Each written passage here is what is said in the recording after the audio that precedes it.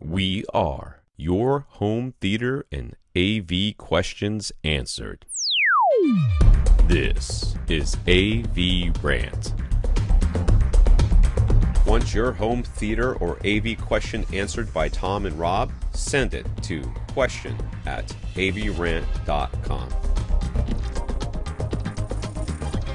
Welcome to another edition of AVRant. I'm Tom Andrew, and I'm here with Rob H. This is AVRant. It's your home theater and AV questions answered. We're another week into Tom having owned his OLED, so I'm excited to hear what's been watched and how things are going. We did, after we finished recording last week. Yes. Tom and I got on a separate Skype call, just he and I, and went through some TV settings, so we can chat a little bit about that. As if this is not a separate Skype call with just you and I. But it'll never. I mean, this one will get shared with people. The other one never will. I mean, I guess I see what you're saying, but at the same time, there's never anybody else on these Skype calls but us. True. Yeah, so we went through some TV settings and Roku settings, and I think we nailed down the whole sometimes the black bars weren't as black as they should be, and sometimes there was black crush, and sometimes things weren't getting through. Mostly fixed that. We'll talk a little bit about receiver. that. Mostly, okay, yes. Mostly fixed that, yeah. Okay, mostly. Well, yeah. Which I think that the fix is arriving in the mail today. Yes. But just to not bury the lead on any of that, Tom had very understandably gone into the Roku's settings, yes, and set basically the output capabilities of the Roku to the highest numbers that showed up. Why wouldn't you when you got a brand new OLED? Why wouldn't you when you got a LG OLED that can do all the things that any source device can do?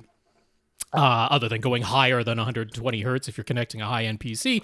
But all the things that a device can, a display can really do. And the Roku, one of the options was to either output the video signal as a 420 chroma subsampled signal, or, interestingly, not full 444, right, completely no chroma subsampling. Which is what I was looking for. Yeah, which is what you might want to do if you're playing a bunch of video games on it. Because there are games that you can play on the Roku device, and with games that are all created in full RGB with no chroma subsampling, you might want to output them in 444. But that is not an option on Tom's Roku, but you could put it to 422.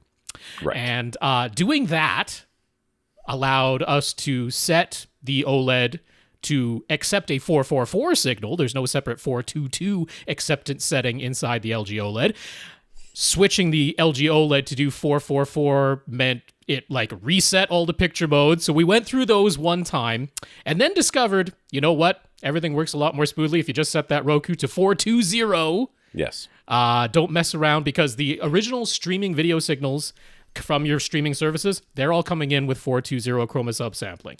Something somewhere in the signal chain is going to chroma upsample those to full RGB, but we're going to let the TV do all of that in this case, not have an intermediary step done by the Roku. And when I left things with the chat with Tom, that seemed to have fixed most of the issues that were going on. The black bars were full and inky black now. The shadow detail was not completely crushed to oblivion, and you could see things in the shadows.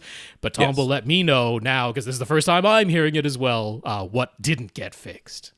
Yes, we will talk about that. Okay. And it gets to the I watch stuff. Okay, we'll say that's a tease for later, but that was everything that happened after we went off the air last week. Yeah, and the TV is it's doing well. I mean, as far as now that I've stopped messing with it. So It's gotten to the point where I know that this sounds strange and maybe, but I think we all identify with this. There's some level at the very beginning of owning a new device where you don't trust the device or yourself, or any of it. You're just not sure where the problems arise. Okay. So, if you get a new AV receiver, when you run it, and you're like, I don't know, things sound weird, and now you're not sure if it's your ears or if it's your speakers or if it's the new receiver or where it is. At some point, you go through enough stuff and you test enough stuff where you're like, okay, I know it's not the speakers. I know it's not my ears. It must be a setting in the receiver. And therefore you start trusting, the whole thing again.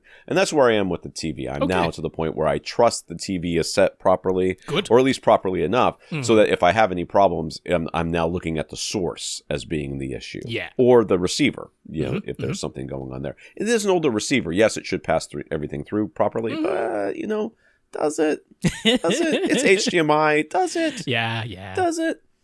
So, I did, after I got off the call with you, I did have one more time where it went to weird screen and would not go back to the Roku. But since then, I have not had any issues.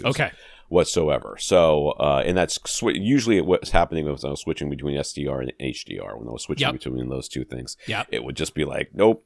No, we can't figure this out again. So I, basically unplugged an HDMI cable, made it reconnect. And once I did that, it was fine. So yes, what did you watch, Rob? Okay, we'll dig into what we watched. I really just watched one movie this week. I'll quickly mention again, X-Men 97 is speed running a little bit too quickly for my tastes, but that's all I'll say about that. Past Still lives. haven't started that, by the way. Okay, yes. The first two episodes were great, and then they're speed running too much. It's too much just hitting the highlights and really not explaining the full story. But anyway, Past Lives is the movie that I watched this week. This was at least Oscar nominated. I think it won an Oscar, but I can't completely remember. It was certainly nominated anyway. It is sort of half and half Korean language and spoken in English. So about half the movie is subtitled as we're going along. This is very much a straightforward drama. Very, very good. I enjoyed this a great deal. I would call the pacing of the movie leisurely. It is certainly a no rush to tell you its story. I didn't feel that it dragged, but they spent a lot of times with far wide angle shots, taking in a lot of the scenery. Most of the movie is set in New York, and they very much are showing you the New York landscape. They definitely shot it in actual New York. No fakery going on there. Written and directed, I didn't write down the woman's name who did it, but I mean, it seems very much autobiographical. I don't know how much was fictionalized and how much was taken directly from her own life. And it's sort of telling the story of we meet these two kids about 11 years old or so, growing up in South Korea. They're good friends, and the girl is expressing that she does have feelings for the boy. And then her I kind of remember this movie. And then her family decides that they are emigrating first to Canada, and then she goes on her own once she's in her 20s to New York. And so the two kids that we met at the beginning, they lose touch, and then they sort of find each other again on Facebook and chat over Skype for a while. And I enjoyed the depiction of Skype chats in this movie because it was very realistic. They didn't have either a magical Skype chat or one that only glitched out at the absolute opportune plot moments. It was just seemed like very realistic Skype chatting that was being depicted. If I had one criticism of this movie, it was right at the beginning, easy enough to look past. But there's sort of an establishing shot of our two main characters, and I don't know whether this was actually in the original script or if this was a studio note. It felt like it might have been a studio note because it seemed very out of tone and out of place with the rest of the movie. But it seemed as though they wanted to make absolutely sure that the audience would think what they wanted you to think with this establishing shot and leave no room for interpretation by the audience. So they just had two off-screen characters whom we never meet in this movie, voicing exactly what they want you to think about this establishing shot. And it seemed really unnecessary and really out of place with the entire rest of the movie. So that felt very off-kilter, but it's easy enough to get past because it's just the very opening scene, and then we're on to what is a really good movie the rest of the way. It's all about an emotion that I think a lot of us can relate to that doesn't have a name. We don't have a word for this emotion, and it is just that combination of heartache and longing and what could have been, and you don't know what the alternate path in life might have been, and appreciating what you have, but missing what you might have missed out on. And it's sounds like regret to me, but go on. But not entirely regret. Like it's that very complex emotion, and it's a great movie about that. What I think I might have appreciated most about this movie, it is written and directed by a woman. The main character is a woman, but I really liked the depiction of men in this movie. I felt it was better than the depiction of men that I see in most movies, where it was like the normal insecurity that men have, not some weirdo, crippling, or plot device insecurity, like just normal male insecurity, normal feelings of inadequacy. Again, not something that's like making them violent or, making them do weird things that people don't do in real life, just like very normal, but sort of difficult to capture in a movie. Because how do you capture normal day-to-day feelings that aren't really expressed, aren't really talked about, and take time to notice? How do you do that when you're trying to condense everything into under 2 hours? And I felt like this movie absolutely nailed it. Nobody's perfect in this movie. Nobody's terrible in this movie. It's weird to say that you have such a good, entrancing, invested in these people movie where everyone is really very normal and understandable. And to really nail that, it takes more skill than you might think, because it is easy to make something like that boring. This is not boring at all. I was absolutely invested in everything that was going on with all of the characters. So big thumbs up from me for Past Lives. You're not going into this for action or for loud explosions or anything like that. It's not some kind of demo movie on those grounds, but some very nice photography, some lovely lingering wide angle shots, and the acting was superb. The casting was excellent. I mean, you just see these people on screen, are like, oh yeah, like they should be together, which is exactly what you're meant to think. And it's like, and just in the way that they look, it is really well done. Thumbs up for me. All right. I like South Korean. I guess it's the only kind of media we get from the Korean area. Yeah, but predominantly, I would say. Yes. South Korean movies, generally speaking, I find them. The ones that make it out and get wider make a splash over here. There's a reason. Yeah. There's a reason, yeah. Generally speaking, very good. So yes, I finished Indiana Jones and the Dial of Destiny, and if we thought that maybe I might start liking it more by the end, we were incorrect. I liked it less. Did not redeem itself, huh? Did not get any better. It looked better as I was as we finished our calibrations. We didn't really make that many changes to the calibration. It looked similar. Yeah. So it was just more consistent across all the different apps and stuff that are in there. But just my son loved it. Okay. My son loved it. He's 14 years old. He's an idiot. No offense, but he has no idea what he's talking about. He has no discernment when it comes to good movies. But the biggest problem I have with the movie is I did not care. I did not care about anybody. By the end of the movie, I was like, I don't care if any of you live. And it doesn't make any sense why you care about each other, to be honest with you, other than the fact that you're supposed to be his, Indiana's goddaughter. I'm like, I have a godson. I do. I mean, I don't know why anybody would choose me to be their godparent. I barely remember my own kids' birthdays. Right. I'm certainly not going to remember yours. You're going to have to send me a reminder. And not that other people aren't, much better about it, because there are many people who are much better about it. I am not one of them. I think most people aren't, and he certainly didn't seem like he was. But now all of a sudden, she's back in his life, and he's supposed to care about her. And she's never does anything that makes me think he should care about her, because she keeps backstabbing him the whole time. It's just, and then the very last, because there's a slightly post-credit scene in this movie where it is clear that it was, it's kind of set up. So like, this is the end of the Indiana Jones. We're not going to make any more with Harrison Ford. Harrison Ford as Indiana Jones. Okay. And then right at the last minute, I swear to you, I would not be surprised if they shot that and even used Harrison Ford in it. And then afterwards they changed it. Because it very much is like, oh, well, maybe we might. Please don't.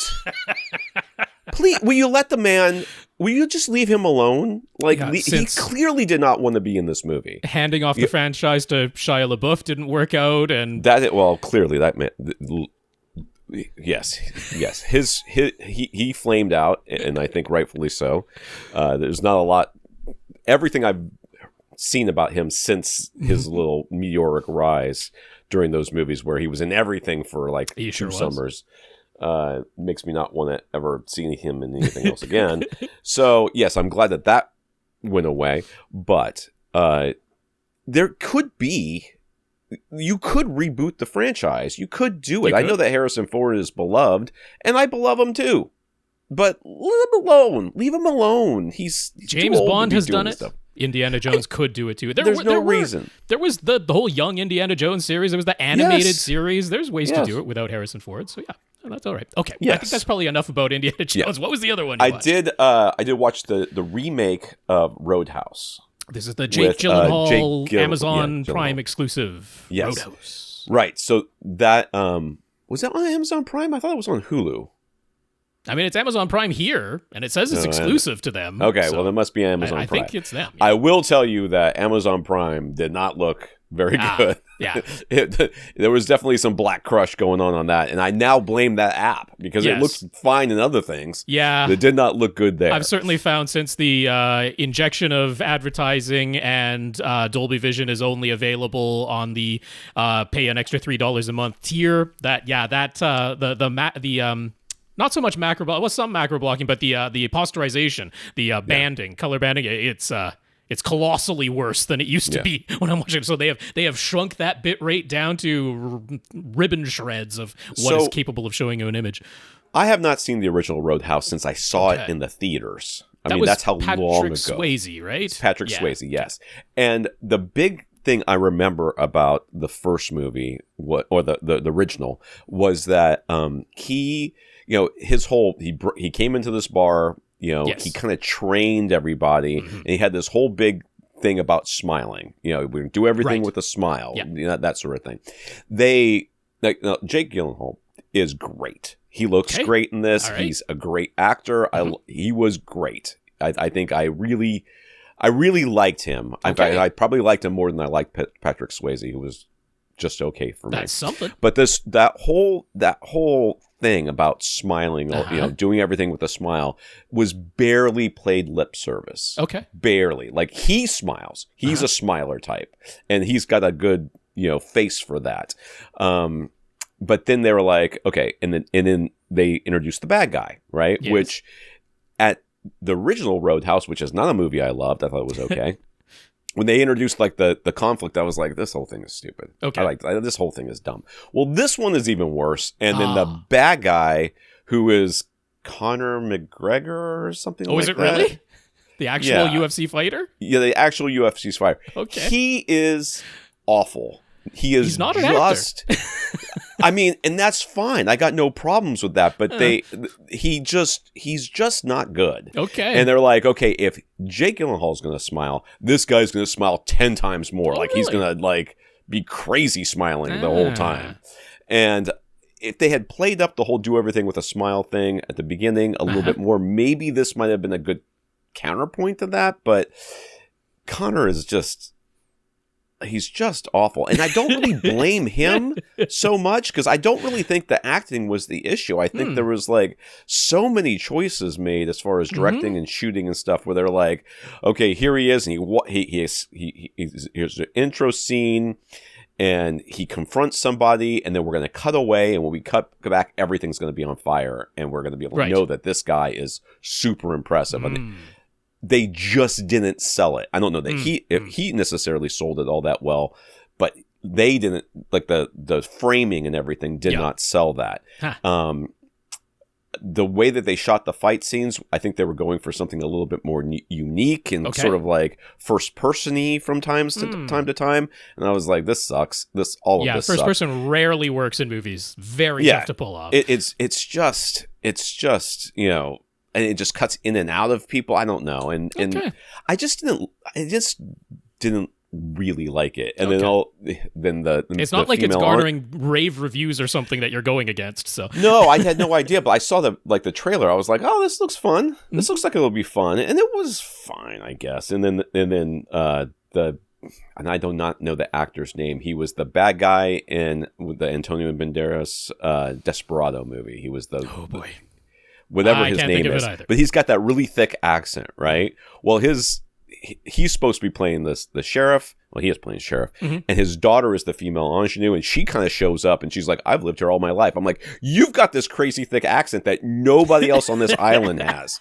Yeah. Like, how are you? And then her dad shows up, and I'm like, okay, I see how they're trying to explain it, but that's dumb. Like I know people who have grown up around people with accents. Definitely. And if they grow up here, they do not have an accent. They just don't. And she clearly grew up in another country, which is fine. Yes. But why would you have the character include say... it in the dialogue that's easily removed or changed? Yeah. Okay. Yeah, I mean, if you had just left that line out... Sure. You know, or even just change it to most of my life. Sure. You know, instead of all of my life, I would have been like, well, okay, she grew up someplace else, she got the accent, she came here, she's lived here most of her life, but she still has a little bit of an accent. Okay, I can kind of believe it. But why leave it in? Why do that? It was just so dumb. But, you know, and then a lot of the action, it was almost Marvel-esque. You know, like he gets hit by a truck twice and just walks it off. I'm like, okay, listen. I mean, if John Wick can do it. John Wick. Yeah, right. Just settle down. That's what threw me out of the second John Wick movie, when he gets hit by the car at the very beginning. And I was like, well, that's the end of this movie. He just got hit by a car. Anyway, so don't watch that. It's kind of crap. But Jake Gyllenhaal is great. If you watch it up until the point where you see Connor's naked bottom walking across the screen, turn the movie off and you'll be fine. All right. Easily recognized place to stop. That's right. There we go.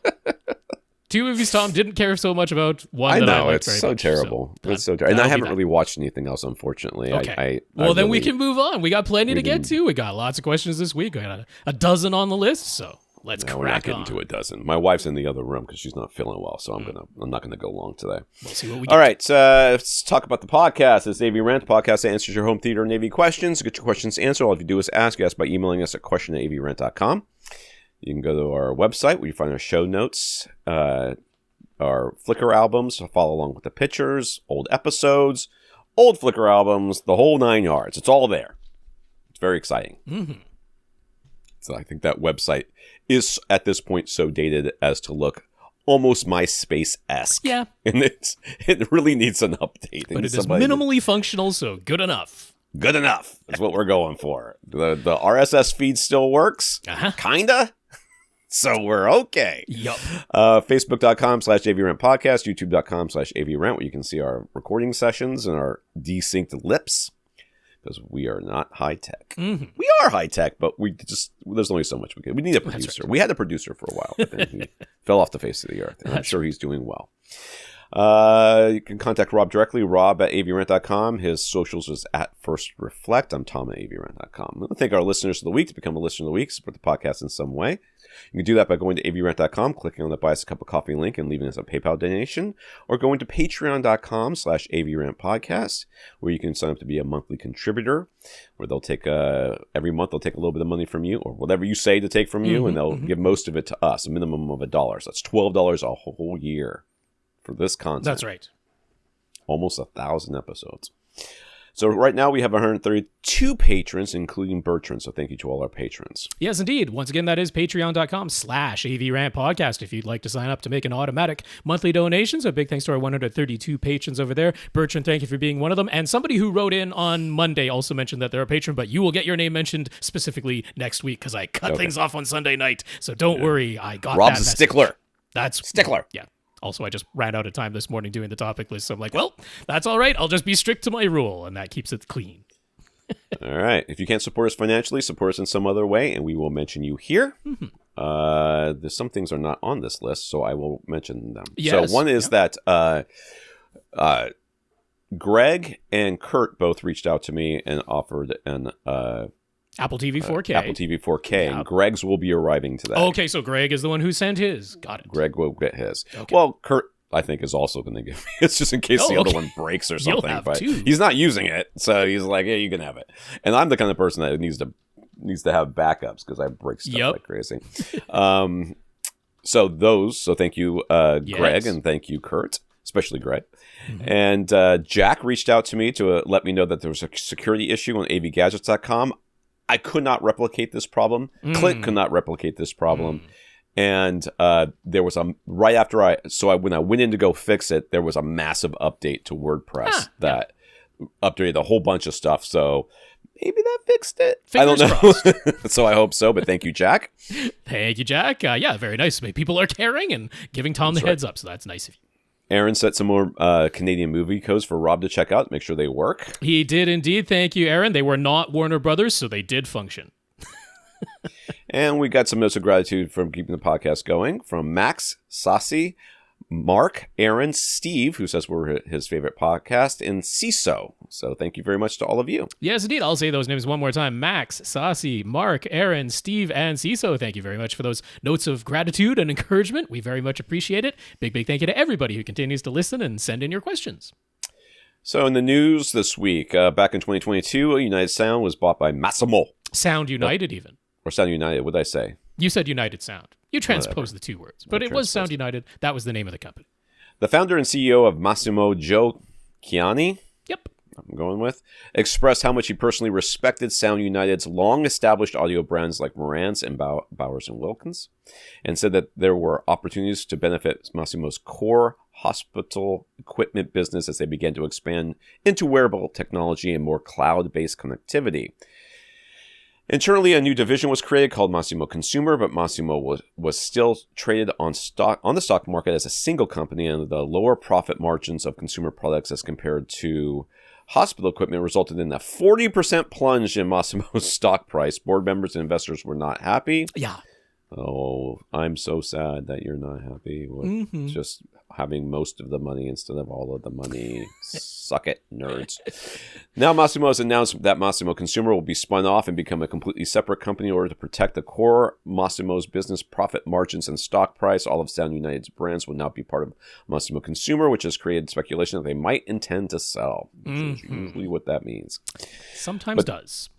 But they have also announced that their own wearable products and a host of patents will be part of the new separate Masimo Consumer company as well. And they cared enough about those patents to get into a legal battle with Apple over them, with their case being strong enough that Apple removed the blood oxygen sensor functionality from their Apple Watches. I guess that's a win? I don't know. Anyway. Yes. I mean, they protected their patent. It's unclear what will become of Denon, Marantz, Polk, Deftech, and Bowers & Wilkins, Boston Acoustics, and Class A. That's supposed to have a little thing on it. Yeah, I didn't put in the accent. I know, but they won't be part of Masimo, the hospital equipment company. More Masimo Consumer will be its own separate thing. So, yay. Yeah, I mean, it's just sort of, if you're very much invested into the entire home theater ecosystem, and of course, we talk about Denon and Marantz very frequently on this podcast, and then, well-established speaker brands, Bowers & Wilkins, Polk, Definitive Technology, the possibility, perhaps even expectation that, when they got sold to Masimo back in 2022, we were scratching our heads a little bit. We're like, hospital equipment company, just bought up all of Sound United. Not exactly sure how those two things mesh together, but the CEO himself was very keen on it. He seemed to be a personal fan of those audio brands and kind of just wanted to own them when the opportunity was there for the purchase to be made. But yeah, seems to have, he's made no bones about it. He's publicly said how difficult things have been between him and the board members since that acquisition. So who knows? Maybe if he cares enough, he'll just be like, well, hospital equipment gets run by somebody else, and I'll, dedicate myself now that, he's uber rich at this point already. Maybe he'll just dedicate himself to the audio brands. Who knows? That might be the best outcome we can hope for. I don't know. I never assume that those with lots of money are going to do anything that's good for anybody else. To be honest with you, it has not proven to be the case very often. But sometimes they like a pet project of their own, so that can be enough. It hasn't been officially announced as a new feature yet, but Roku has filed patents for methods of detecting when external HDMI source devices have been paused or sitting idle, as well as automatic content recognition that analyzes audio signals and frames of video so that they can inject ads onto your TV screen even when you aren't using the Roku home screen or your TV's built-in apps. So that's sure to make people happy. That's what I know that we are all right now breathing a huge sigh of relief that this feature that we have wanted for so long will finally be implemented by somebody, and it will not anger Reddit in any way, shape, or form. I mean, the thinking here, pretty obvious, pretty clear. Yeah. Roku's like, well, we make no money on the hardware that we sell. Yes.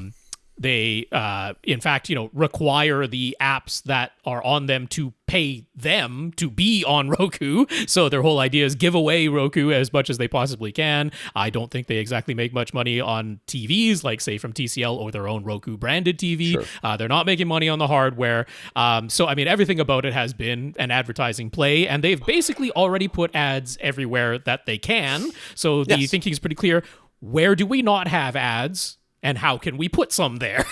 And one of the places they haven't had ads is on the external devices, on the HDMI ports. You plug your cable box or your Apple TV 4K into an HDMI port, and Roku's own ads aren't showing up on that source unless you go back to the Roku home menu at some point. So like, well, how can we get some of our ads there? And so, a new patent, a new method, technology to basically analyze what's happening on that HDMI port, and anytime there isn't a moving image or a cursor being moved on the device that you're doing, they're like, let's throw an ad up there on that TV screen. So, another reason to turn off CEC.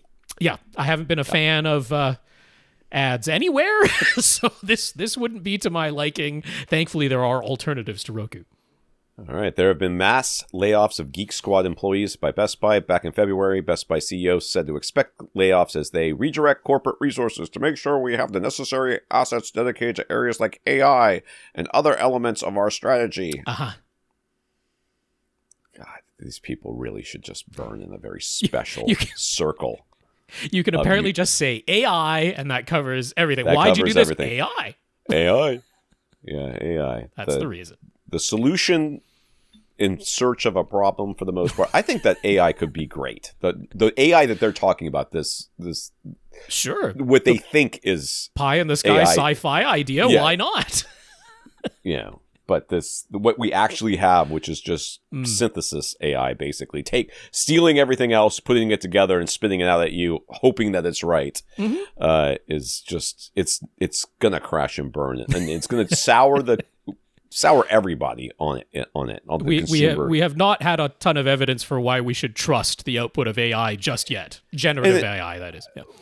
I saw somebody use ChatGPT and ask it a math-related question, like a riddle. It's not like it's like, not just a straightforward equation, but yes. Yeah. And then not only did ChatGPT get it wrong, but when he, clarified the question, gave it a hint to get it towards the right answer, ChatGPT, like a child, doubled down and tried to explain away, like gaslit him, basically tried to explain away how it was wrong. It has been trained on internet dialogue, so is that honestly a surprise? I mean, it's just like, can you imagine, like, you're using one of these generative AI things to study something, and it gives you the wrong answer, and you're like, that doesn't sound like what my teacher said, and you try to question it, and it defends itself.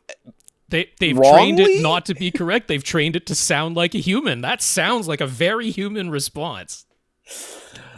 Okay. Can't be blamed for doing what it was trained to do. They also want to focus on growing their Best Buy Health division, and firing most of their Geek Squad is apparently how they will pay to do that. If we have fewer people to take care of, I don't have to worry about their health so much. This is the health products, aging in place and wearable technology and all of that. They're like, this is the growth, AI and home health technologies. These are the growth areas. Having assistance for actually fixing stuff when it doesn't go right, not much interested in that. Not high enough profit in that. So off goes the Geek Squad. I really want people to have access to experts. Wouldn't that be nice? I don't really need personally to be the guy to tell you how to set up your home theater. I don't have any ego invested in that. But I read something just this morning as I was doing some research for another article, and the person said, I have been in the home theater installation business for 14 and a half years. Okay. Specifically, solely in installing in people's houses for 12 and a half years. Okay. And when we install home theaters, we set the volume on the subwoofer to 50%. Ignore whatever Odyssey or Dirac or anybody else tells us to change the volume, to turn it down because it's too loud. And because that will force Odyssey to calibrate everything to the volume of the subwoofer. I'm like, just going to set the trim level real low for the subwoofer output. I'm like, you 14 and a half years, 12 and a half exclusively installing home theaters, and you still do it this way? I mean, he spoke with the kind of confidence that his whole chest, he was just out there. I assume it's a he because, come on, it was a he. Let's come on. Yeah. I no idea what the username was. Odds are in your that favor is a with dude. that guess. Yeah. That is a dude. And I was like, I cannot... This person has been doing it for 12 and a half years.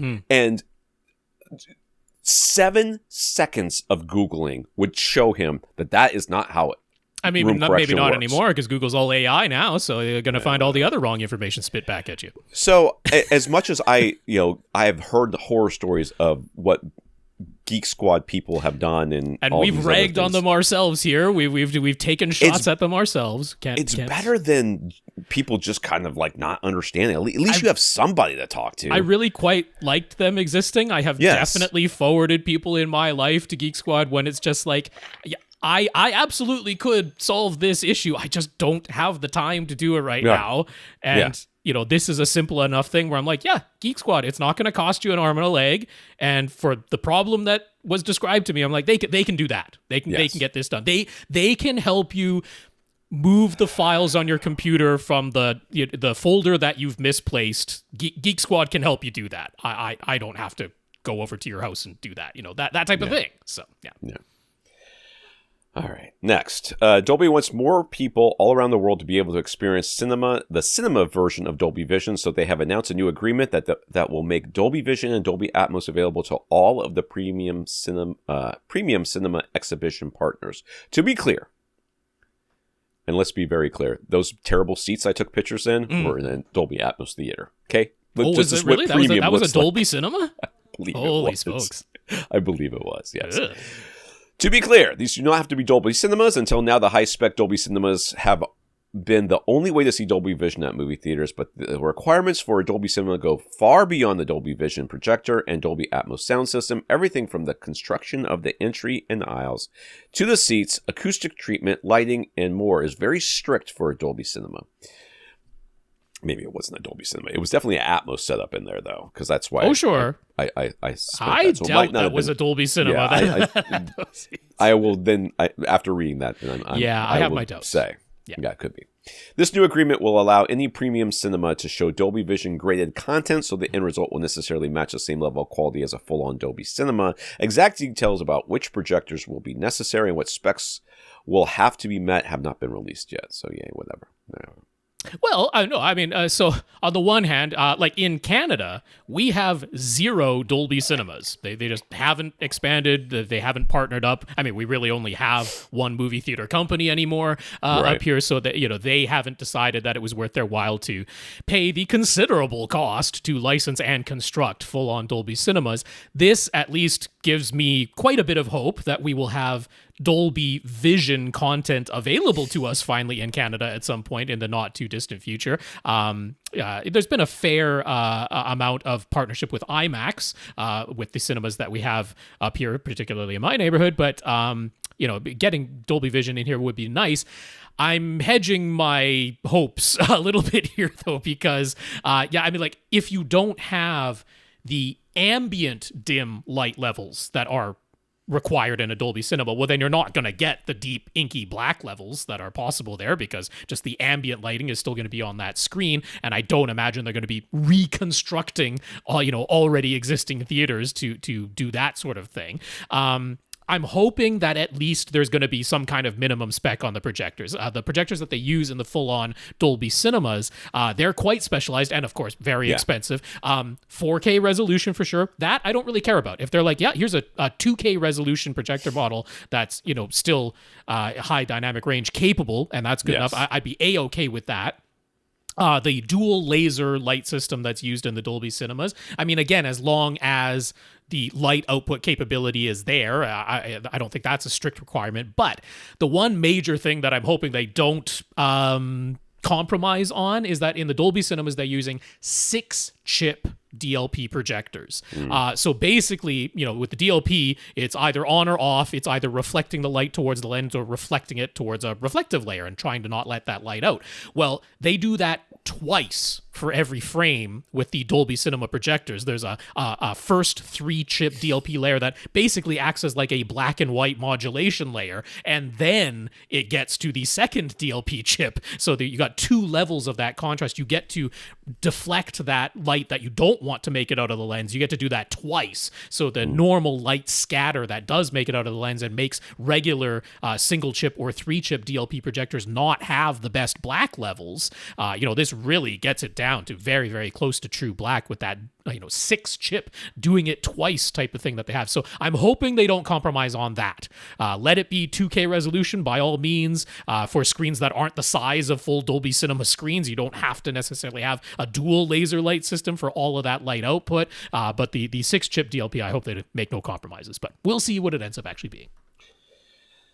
We have a comment here from Sasi. Heard us discussing prettier looking speaker wires, so he wanted to suggest going to AliExpress and simply searching for audiophile speaker cables. It turns up a lot of results for fancy looking wires, typically pre-terminated and available to order in various lengths. Do some of them straight up appear to be knockoffs of well-established brands that cost hundreds or thousands of dollars for speaker wires? Sure. But even his audiophile friends can't tell the difference if they don't know ahead of time. So AliExpress, for those of you that have never heard of this before, which I'm sure are some people could be, is well known. Basically, you're ordering directly. They're kind of knockoff brands. It's like, imagine going to a street vendors in like I don't know where you would go in the United States. I guess New York's probably got something like that, and I'm sure LA and stuff. But like in Turkey and stuff, we would walk through these covered street fairs, and they would have like Gucci bags with 1C or whatever. Yes, yeah, that's right. And they cost 35 cents or something. And AliExpress is the online version of that, which is fine. I've actually seen people riding bikes that are from AliExpress, and they will order the bike and then take all the crap components off of it, just keep the carbon frame, which is usually of enough quality that they feel safe riding in. I wouldn't, but they do, and that comes out pretty nice. You save a bunch of money doing it that way. Are you risking low quality stuff? Yes, you are. Sure. Speaker wire, really. Yeah, if you're not going like a huge distance, if it's not like a huge long run, which usually nice looking speaker wire isn't, it's usually right there next to the components. Right. I would be absolutely fine ordering some blingy looking wire from AliExpress. Yeah, even if they're lying and it's actually aluminum inside and not copper, honestly, not really going to make a difference. Aluminum's a very good conductor as well. There were some things where like I checked out a couple of the listings when I did exactly what Sasi suggested here, and like some of them were like proudly declaring how it's 16 strands of wire inside. I'm like, that's not very many. That's going to be a pretty stiff speaker wire. Yeah. And it was like, that was like a feature. It's like a whole 16 strands in there, huh? Wow. But, other than that, I agree. But pretty much any wire is going to function pretty darn fine. I have no idea whether the, pre-terminated banana plugs and spade lugs are of any sort of, well done connection quality or anything like that. But it really is just about having a fancier jacket on the outside, and this is absolutely a very inexpensive way to do just that. Right. All right, so let's get into the questions. Kiran from India. Kiran got himself entangled in a 2-channel audio debate. Kiran is of the opinion that he gets the best results for 2-channel listening in his setup when he just uses the singular stereo listening mode on his AV receiver, same one he uses for surround sound in movies, and allows his bass management and Odyssey to do their things. The audiophile he was debating insists that if you must use an AV receiver, if you must lower yourself to the correct to use the, then pure direct is the only way to go, since it's what the artist intended. First of all, I can guarantee you that artist stopped giving a crap once it was recorded. Once they finish playing it, what happens over there? They're like, I don't know, this is magic. And of course, the lower power 2-channel integrated amp receptors would easily sound better than any AV receiver, even in pure direct mode. Kiran asks, how does anyone know that the artist intended for us only to ever listen in pure direct mode? Uh,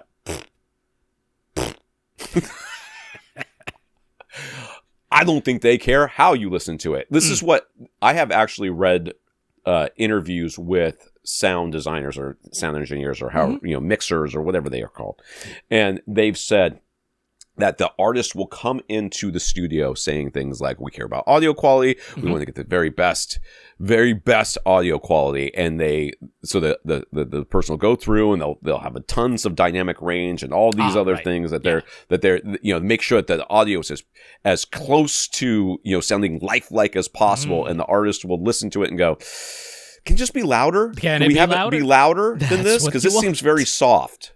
Compared to everything else I'm hearing from all of our competitors. Yeah. Yes. So, yes, I do not believe that the artists have any real...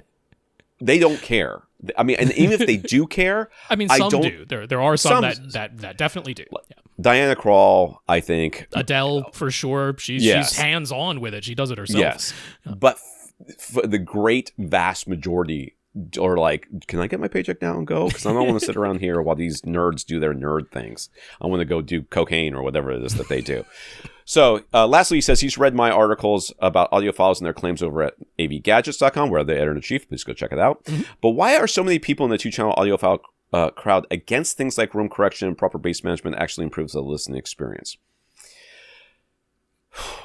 I know. I mean psychology is the short answer. Psychology is the short answer. So I actually have the psychology of audiophiles, something like that, or something about psychology of home theater over there. I've also got how audiophiles are a low-key cult. The cult aspect is the bigger one. If you read that article and you go through like what's the definition of a cult, and we can apply it to a lot of things, right? You can apply it to political parties many times. Obviously, a bunch of different religions. CrossFit is huge. I mean, CrossFit is like so cult-like, it's weird. MLMs, if you're a multi-level marketing type person, that feels very cult-like when you go through the different steps. But audiophiles are the same way. And the idea here is that they put so much of their ego into, and their sense of self-worth into this, hobby, that anything that you do that is in any way different than the things that they believe is a personal assault on their character and their personality. Seems they cannot separate themselves from their beliefs. So, like, if you come to me and you say, that electronic shifting on bicycles is by far superior to any other types of shifting on bicycles, I don't feel personally attacked. I feel like you're dumb, but I don't feel like I'm personally attacked by that. If you say that separates are better than AV receivers, I do not feel personally attacked. Again, I disagree with you, and for the most part, and especially as a whole, idea, I disagree with that as a blanket statement. A given and a complete general truth that has no exceptions. Yeah. But there are people who get so wrapped up in their beliefs that they cannot separate their own sense of worth from that belief. And when that happens, when you make a claim or when they say something and they say it with such conviction, you know that you cannot argue with that person. You cannot. And it comes back down to, and again, this goes to the psychology article I wrote over there, but it goes back to this idea that once you have invested so much of your time, your energy, and very importantly, your money into something, any thought that what you have invested in is not the absolute best is like saying you are that person is calling you stupid, dumb, and gullible, and that's something people cannot do. They cannot handle. I got two quick thoughts on it. One of it is just that word. I literally just mean the word pure does so much influence in audio, because we see this with pure Class A as well, right? Right. Like, why are pure Class A amplifiers just automatically better than any other amplifier you could possibly have? And I really think it's that word pure. I think it's just completely like blinders go on to like pure. Well, then it must be the best. Pure direct. That's got to be better than some DSP listening mode, pure Class A. That's got to be better than Class A, B, or Class D, right? It's got the word pure right in it. And I really think that's just a language thing. It's just completely short-circuited some people's minds, literally just because of that one word. Has nothing to do with that. But the other part of it is, it's just, I think any of us, right, there is that unpleasant feeling when you're confronted with evidence that you're wrong about something. But and I don't know. I mean, I guess there's some people that it doesn't bother them whatsoever, but I think it's far more common among humans that there's an unpleasant feeling that comes along with realizing you might have been wrong about almost any topic. But how you react to that is within our control, and I think we're trained our whole lives since childhood on how we're going to react when that feeling comes over us. I don't like that feeling. I dislike that feeling very much, but I have at least, I think, done a half decent job of training myself to be like, when that feeling happens, I shouldn't take that as get defensive about it, or I shouldn't take that as the other person is automatically wrong. It's like, this is an opportunity. That feeling is a signal to me that this is an opportunity to better understand something I thought I already understood, or to, I think it's just better understanding, right? Whether that's to, it turns out I was correct, but now I better understand how to explain, what was going on to someone else, or turns out I wasn't right about this thing. That's good. That's a good thing that I've now discovered I wasn't right about this thing. But that unpleasant feeling, I completely understand how the automatic reaction to that is just like, I don't want that feeling. To be defensive, yes. What's the quickest way to get rid of that feeling, right? So that makes sense to me. I think I'll leave it there. Yeah, it's very typical male. Like I said earlier, the guy who was talking. That's not just male. It is not just male. Women get defensive too. People who are non-binary get defensive too. But it's very typical with my male friends that if you in any way disagree with something that they've said, they will immediately attack rather than discuss it. What you're talking about. The other thing that I think that I want to just tack on to what you said is one of the reasons why you can feel that way about home theater is because you have enough breadth of knowledge that you realize the Dunning-Kruger effect thing, which I love the idea of, but they've shown that research had some issues as far as how they came up with this, and it doesn't exactly play out exactly the way that everybody likes to talk about it. But you have enough knowledge to know that it's okay to be wrong.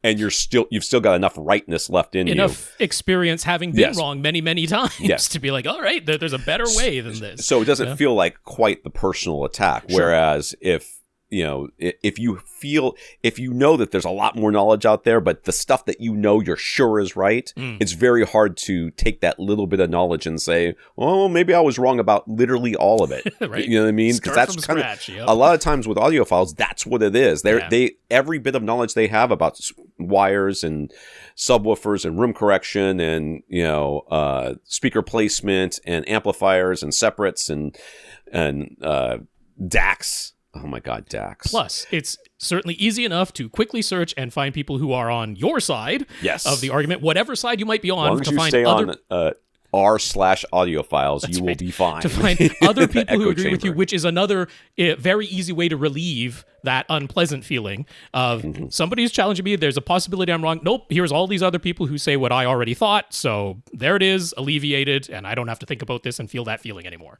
Which, again, with the cult thing, if you go back, that's what they do. They all go back together and start reaffirming each other's beliefs so that you can go back out. And reaffirmation is a very pleasant feeling to us humans.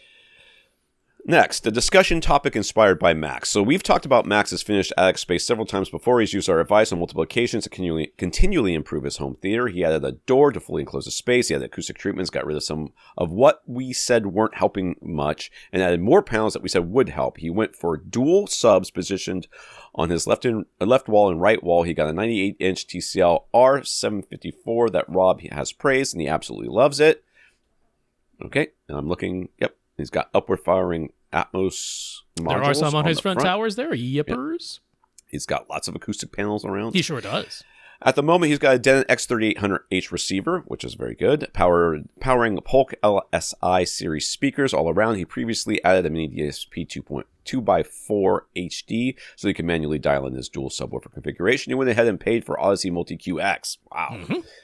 Max simply enjoys the pursuit of always trying to improve his home theater. It's never done, and now that he has Multi-QX, the manual tuning options are basically endless. So that has brought him to a bit of a conundrum. He can't claim to fully understand every single filter setting of an option available on Multi-QX. I sure My don't. man, you are not alone. No. You need to be an expert. You actually have to be somebody who's got 14 and a half years of experience and doesn't think that Odyssey works the way that dude thinks it works in order to be able to do some of this stuff. And even then, I would argue that you'll be hard pressed to find somebody that can fully use Multi-QX to its full capabilities. Every literal feature that it has, plus what happens when you use them in combination with one another, because that is a nearly endless amount of permutations that happens at that point. And even if he did understand all that stuff, what exactly is he aiming for anyways? There are several other automated EQ systems out there that each have their own default settings and targets. Those default targets are not all the same, and the precise methods for measuring and calculating are not all identical. So how do we determine exactly what our target and filter setting ought to be in a system like Odyssey Multi-QX? Could it potentially be better to just go with an automated system that doesn't give you so many options and adjust the targets manually? What's our goal here? What does better or worse EQ really mean if there isn't an universal consensus about what the target curve should be? So what you said here, which is, could it just be better to go with automated system, is exactly the way I feel. You know what I mean? So Odyssey, I use the editor app so that I can be outside of the room, so that I can get rid of that little notch, whatever it's called. 2 kilohertz of mid-range compensation notch. Which I honestly don't think makes any audible difference in my system whatsoever, but whatever. I get rid of it because it bugs me to know it's there. Yep. And the rest of it, I don't really touch. I don't adjust my target curve. I don't put a bass boost. I don't I don't roll off the high end or whatever. I just kind of leave it alone. And the idea here is that I know that I have gotten, if not 97%, probably at least 92% of the way to as good as my room's going to get, even if I start tinkering. And if I start tinkering, I'm just going to drive myself nuts. And not only that, my wife is going to, I have to do it all on my own time. It becomes a thing. So I agree. I think I see what you're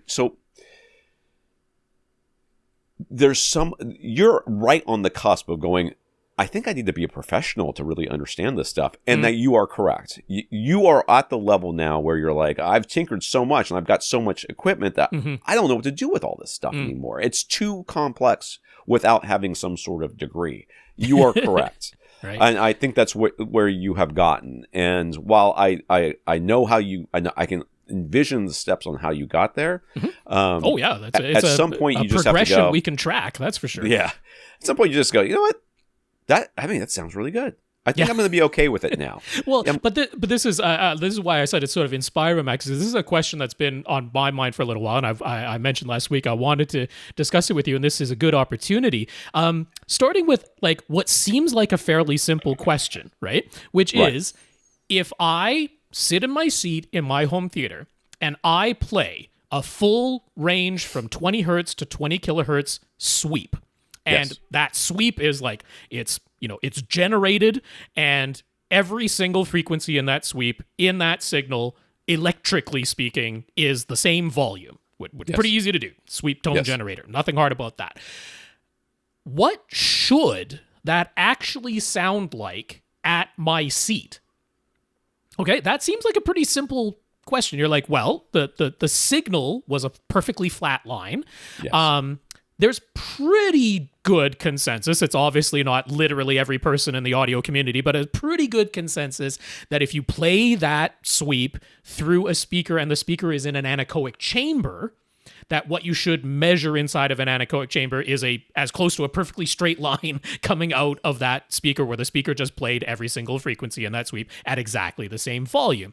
Pretty good consensus about that. But we all agree that you take that speaker, that now theoretically perfect inside of an anechoic chamber speaker, you take that speaker, put it in any room, don't apply any EQ to it at this point, go and sit in your actual seat, that actual speaker in an actual room, play that very same sweep, and what you measure with a microphone at your listening spot is no longer a perfectly flat, straight line. The interaction of that speaker with the room and the distance from that speaker to your seat did something to that signal and what came out of the drivers of that speaker, so that by the time it reaches your seats, when you measure it, it's not a perfectly flat line anymore. Right.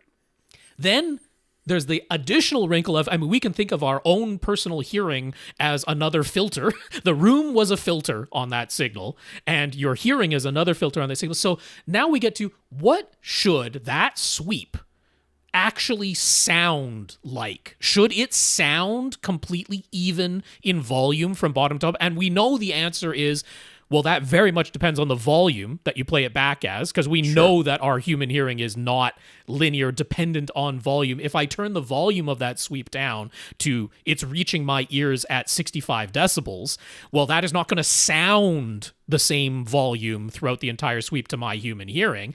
It's going to sound closest if we play that sweep at 85 decibels at the seat, but still not a perfectly flat line. Our human hearing is not a perfectly flat line at 85 dB. It's just kind of closest to being a flat line at 85 dB. So all of that is to say, okay, until we sort of figure out what should that sweep, we know what the sweep is electrically, we know what the speaker ideally is doing in an anechoic chamber, but what does that actually sound like? What's the answer to that question? And Floyd Toole has talked about this. He calls that this circle of confusion, which is going back to recording artists and that. It's like, okay, they have their studio, the sound engineers, they have their studio. It sounds like what it sounds like in their studio.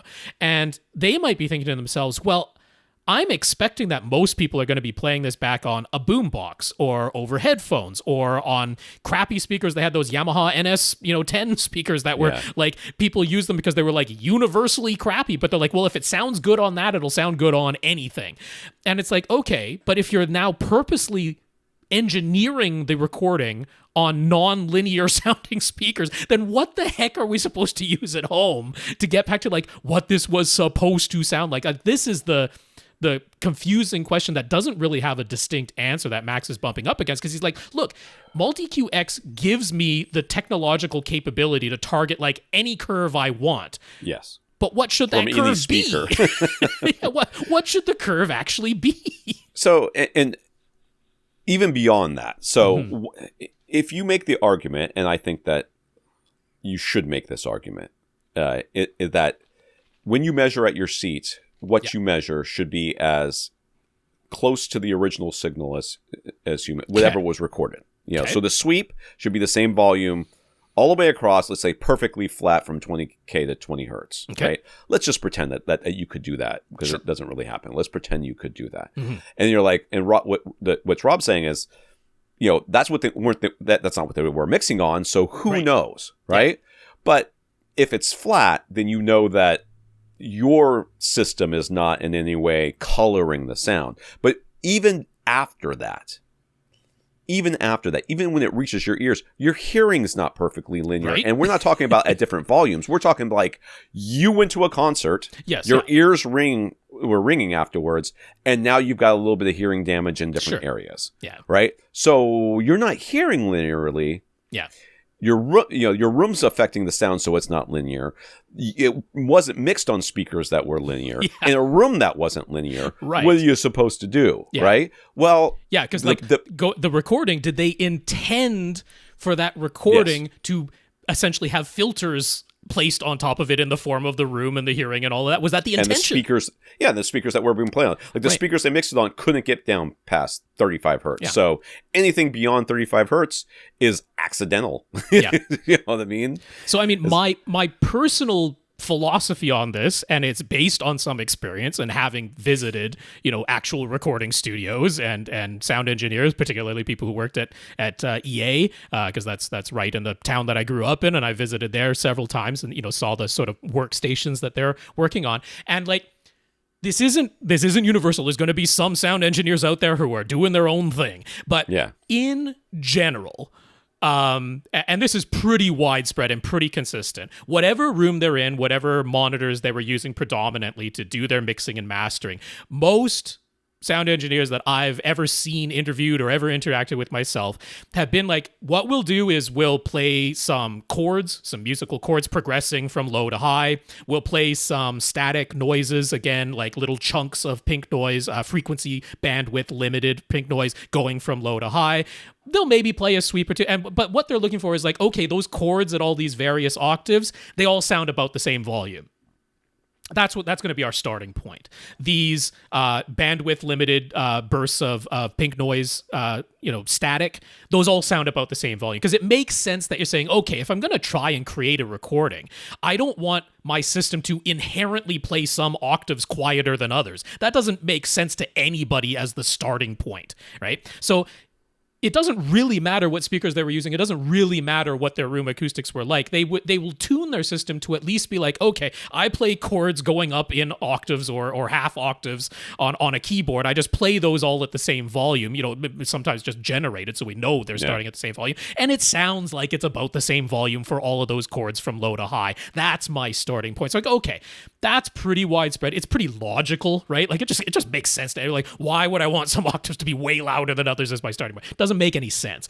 So to me, that's the same thing I want to tune my playback system to, because even though the room is different, the speakers are different, my hearing is different, those are guaranteed to be the case. But whatever anybody was creating on it was like, yeah, it's generally pretty close to the same volume, whatever chord I played when that was the intention, and that's what I want to hear back. So I think with a system like Multi-Q X, there is trial and error still. I don't know to point you to a curve and say this is the target curve. I don't have a singular goal like that, which is why I don't really think it makes sense to be like, if you happen to like the default target curve of any of the systems of Dirac or Anthem Arc, Anthem, it is Arc, right? Genesis, Odyssey, Wipeout, whatever it is, you happen to like it, great, but like I'm not going to argue that that's the correct curve and everyone else should acquiesce and all agree on that. It's like, no, there's some trial and error, there's some back and forth based on your unique setup. And it's like, but once you get to, I played that progression of chords, I played them at 85 dB so that my own human hearing isn't too much of a great variable in there. And it's like, yeah, that means if there were a piano in this room playing at 85 dB and they played all those chords at the same volume, that's more or less what I heard, right? They all sound about the same volume. That was the intention. They wanted it to all sound about the same. That's going to be my starting point. There's some back and forth to get there. So yeah, there is no one size fits all answer. I'm still going back to trial and error in the end, but I think that's the target curve that makes sense. Okay. Infinite Gary. Gary decided to give a Lumagen Radiance video processor a try in his main home theater. It was connected to his Runco LED light source projector, which is quite old at this point. On its own, his projector is not compatible with HDR signals, but is capable of producing white color. So he had the Lumagen professionally calibrated, and it was set to tone map all incoming signals and display them at the maximum capabilities of his projector. Mm-hmm. Gary evaluated the results extensively and decided that he ultimately preferred what he had before without the Lumagen in the signal chain. He removed it and returned it for a refund. Naturally, he was out the cost of the calibration, which is fine by him, but now he knows for sure. Mm-hmm. So he wanted to ask, what pieces of gear did Tom and Rob each buy, discovering it wasn't what we hoped for, and send it back for a refund? Did we still gain something from the experience? Do you need a moment to think? Because I do have. I don't even know what I could say because. Go ahead. You go ahead. I'll sure. Try to think of something. Because since I knew this question was coming, I had thought of it. The one that jumps to mind for me was one of Axiom Audio's Class D amplifiers. I owned Axiom. I do not even remember that those existed. I have completely blocked those from my memory. Yeah. Yeah. I'm gonna look that up. Oh yeah. Because I mean, they started making their own amplifiers when it was their subwoofers, and then they expanded to full range amplifiers that they sell. Great specs on those things. Lots of wattage. It looked like it all should add up. What I was really hoping for there, like, anytime I was purchasing an external amplifier, the main thing I honestly wanted, since I don't need massive output capabilities in the small size rooms that I've only ever dealt with. Jesus, these things are expensive. They are not cheap. What I really wanted was vanishingly quiet noise floor. That's the end of the spectrum where I was looking for an improvement going with an external amplifier. And, the marketing about these Class D amps that Axiom has designed, it's like, it should be possible with that type of design to have a vanishingly low noise floor that's going on there, and then prodigious amount of wattage available to you because it's that much more efficient design with what was going on there. Well, yeah, I mean, once I actually got that in my system and the noise floor was worse than any other amplifier that I had been using, there was a complete lack of shielding going on with those, because if you got a speaker wire anywhere near the outside chassis of that thing, you just have this horrendous hum that would enter there. So lots and lots of interference being thrown off by that thing. And I did contact Axiom because I was like, okay, is this unit that I got, is it just not right? Is there something wrong with this? Because it was not what I expected. Sent it back to them. They tested, and they're like, no, it's within spec. So I was like, okay, well, that's just not for me. That's just clearly not what I was going for. There might be plenty of headroom in there, lots and lots of watts on tap, but I was after the low noise floor, and it just didn't deliver that for me. So given the price point that they were, I was definitely going to get a refund for that. I wasn't just going to eat that or say, be good enough. I was going to get my money back for that. I was out some shipping cost, but yeah, that made sense. So yeah, absolutely, it's a learning experience. If you never try any of these things, then you're never going to know. Well, funny enough, the same company made the product that I ended up regretting buying. Yeah. And I did not send it back because it was too late at that point, and I didn't really care. But it was not because of the product itself. It was something I talk about here all the time on the podcast, which is surround back speakers. Okay. So, and it was my issue, not the speaker issue. Okay. So much like I talk about on AV Gadgets all the time and AVRant as well, when you have a small room or a smaller space and your couch is close to the back wall, having surround back speakers is stupid. It just doesn't sound good. Yeah. But when I first got into this game, there was no Atmos. There was 5.1. I think there was still 6.1 a little bit. Sure. But and 7.1 was like the next one. So I ordered my first set of speakers was the Axiom M22's fronts, and then whatever their MTM probably the C100 at the time. I think it was probably something like that, C100. And then the QS8s for my side surrounds, the quad polar. The quad polar, and the QS4s for my surround backs. Gotcha. The smaller ones. Yeah. And I was just like, man, this, the surrounds were confusing. Like, it never really sounded all that convincing to the sides and behind me. And I ended up just, after many months really of living with it that way, I decided to take the surround backs out, and I did, and everything sounded a lot better. And that's why I still recommend that here. In my current theater, like I said, I talked about a couple weeks ago, maybe last week, where the surround backs, I hooked them up and went, I don't know, I think maybe it makes a difference. But psychologically, knowing that they're back there doing something makes me feel better than not knowing that they're back there not doing anything, or knowing that they're back there not doing anything. So I left them hooked up because I have the amplification power for it. It's not a huge deal. But in that system, in that situation, it was a learning experience, and something that I bring here all the time. If your speakers are too close together, you should unhook some of them and get them the proper separation. So it was a learning experience. Okay. Sasi. Last week, Sasi told us about his friend who was building a basement home theater and was told by his dealer he shouldn't use in-ceiling speakers from KEF, even though his floor-level speakers will be KEF THX Ultra speakers all around, because they don't have a built-in angle and only fire straight down. Yes. We discussed the topic as a whole, and Rob suggested the Sonos Max 8 in-ceiling speakers, a potential alternative. One concerned that we talked about was trying to cover 2 rows of seats with 4 overhead speakers. We said that if the ceiling was high enough, you could fire them straight down, with all the seats would be within the cone of dispersion of each overhead speaker. But the ceiling was but if the ceiling was under 10 feet, then it would be reasonable to use angled in-ceiling speakers so that both rows of seats could remain within each speaker's cone of dispersion. And the Mag 8 speakers allow you to adjust the angle for both the woofer and the tweeter, not just the tweeter alone. So, Sasi got a little more information from his friend to help clarify the situation. I just want to say that most of what he just said, Rob said. I said, okay, who cares? Just have them You said fire them straight down. Yes. Fire them straight down is what I said, because I think that the difference is not really going to be enough for you to notice. But Rob is technically more correct than I am in that what he's saying, it will give you the best possibility to have the best sound, whereas I say no matter how you do it, it's going to sound the same, or subjectively. The room is going to be 13 feet wide by 21 feet wide and 10 feet tall. He's going to have three seats in each row. Sorry. Yeah. And that same dealer had actually recommended placing the 4 overhead speakers such a way that the top fronts would be a good distance in front of the first row of seats, and the top rears would be in between the 2 rows of seats, slightly in front of the back row. That's dumb. And even with that placement, he only wanted to use in-ceiling speakers with a built-in angle, with all of them aiming towards the primary seat. So that was obviously going to mean a suboptimal experience for the back row, right? His friend did mention that he mostly cares about the front row, so that has led to 2 more questions. Okay.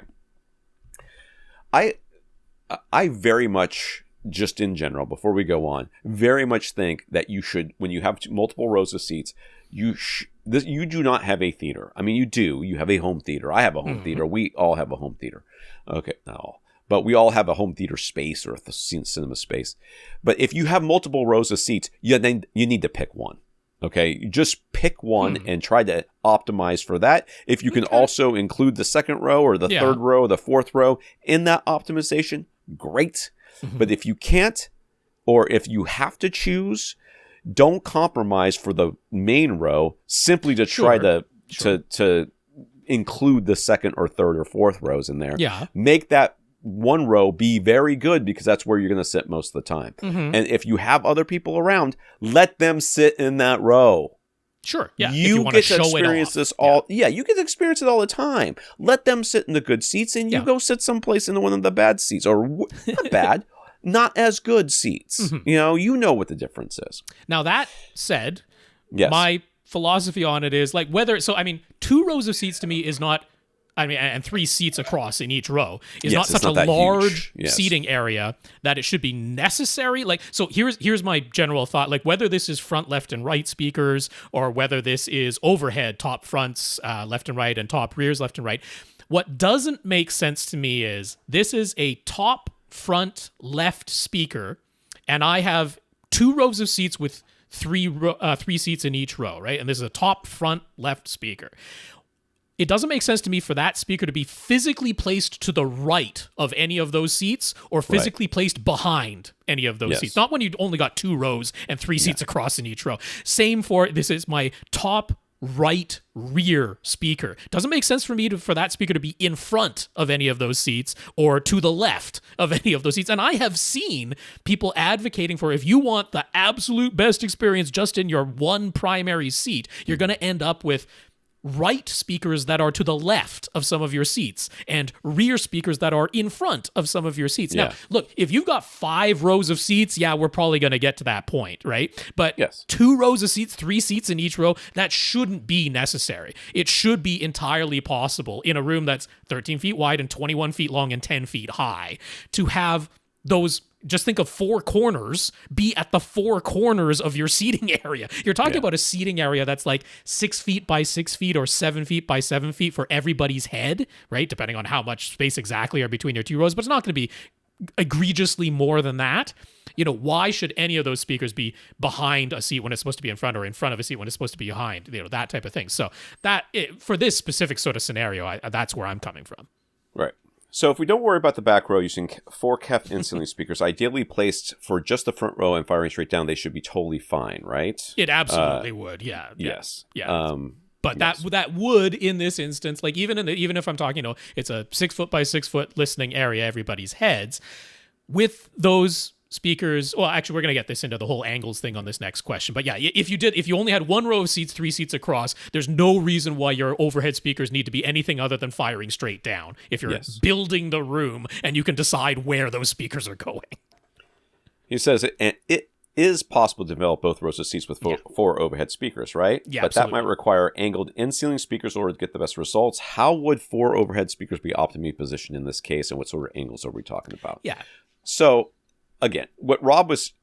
So, there's two things that you're considering here. The first is where to put the speakers. Yeah. Okay, that's first. Yeah. But the second is where to calibrate. Sure. And to level match, Yeah. because that also will make a difference. So I would put the front speakers so that the top fronts, or the top, whatever you're calling front heights, in front of the front row, and the a certain amount, within the Dolby guidelines. Yeah. And the second, the back speakers, the same amount, but make sure that or maybe cheat them back a little bit so they're behind the back row. But when I calibrate, I'm calibrating for the front row. Okay. So, what you would do if you were worried about both rows is you would calibrate for between the two speakers, which would be between the two rows. Actually equidistant from the speakers, which is going to be somewhere in the aisle between the back row and the front row. So what that would mean is that the front, the speakers, the Atmos speakers that are in front of the front row would be too loud for the front row. Just a tiny little bit, sure. By a tiny bit. And the back row, the speakers in the back row would be a little bit too loud for the back row. Yeah. Instead, I would calibrate for the front row, so the front row is getting the right volume from all the speakers, and the back row is getting the back speakers are a little bit too loud. The top rears are a bit too loud for the back row, but that is the less critical row. Yeah. And when it comes to the actual angles, again, we're dealing with this 10-foot ceiling now, we know. So if we just, make the math easy, so say that your ears are about 3 feet off the ground when you're sitting, that might not be truly the case, but it makes it that you're 7 feet from ears to ceiling, and then we can say very easily, well, that way, if any speaker is now 7 feet away from you, then that's going to be a 45-degree angle. You're going to be within the cone of dispersion in there. So if we think about, if we think the top front left speaker and then the rear right most seat, right? If we do those two things, if that was only 7 feet away, then now that top front left speaker is directly above the front left seat. And that isn't really ideal. I do want the sense that it's in front of that front row. And I would have a minimum of about 3 feet in front of that front row. Yes. So now that top front left speaker is going to be 10 or 11 feet away from that rear right corner seat. And I'm okay, now we're 10 or 11 feet away. Now we're into a 35-degree angle, or a 55 degrees off axis from that speaker. That's where it's okay, I kind of like that Sonance Mag 8 speaker lets you just angle it. We're talking a 10-degree, 15-degree, something in that range, which granted, the ones that have fixed angles, there's variations. I've seen some that are about 12 degrees, some that are 15, but some that are as much as 20 or so. And that's getting a bit overly aggressive. We don't really need a 20-degree built-in angle to any of these speakers. So I like that, those Sonance speakers let you adjust it. But we're talking 10, 12, 15 degrees, something in that range is about all we need to tilt to make sure everybody's within the 45-degree dispersion angle. And like Tom says, honestly, how much are you going to notice that versus a 55 degrees off axis? Probably very, very little. So if you went firing straight down. If it were dedicated music content that was coming from overhead, and you were lying down listening critically, maybe, I think you might be able to hear it. But generally speaking, as Atmos speakers, I think But yeah, I would have the top fronts 3 feet in front of the front row. I'd have the top rears a foot or 2 feet behind the rear row of seats. I wouldn't necessarily have the top rears even 3 feet behind the rear row. That's not entirely necessary. Again, if we're sort of prioritizing the front row, but still having the top rear speakers physically at least a little bit behind the back row. I kind of do that. Tom spilled a drink, didn't you? I just spilled my drink. Rob's gonna have to go with this next question. I'll be right back. That's right. So yeah, that's what I'm thinking of. Those are the types of angles. We're talking a 10-degree difference in the angles. So yeah, and then again, to the left and the right, we want them, a little bit outside the left and right armrests of this row of 3 seats going across. And that'll at least get the steering of the sounds correct for all 6 seats, which isn't that many seats, and it's not that big a seating, area. So that's what I would do there. Okay, I'm going to move on to Mark here. Mark would like to try manually adjusting all of the settings for his speakers rather than using any auto setup program. For setting the trim levels, he knows he'll need an SPL meter.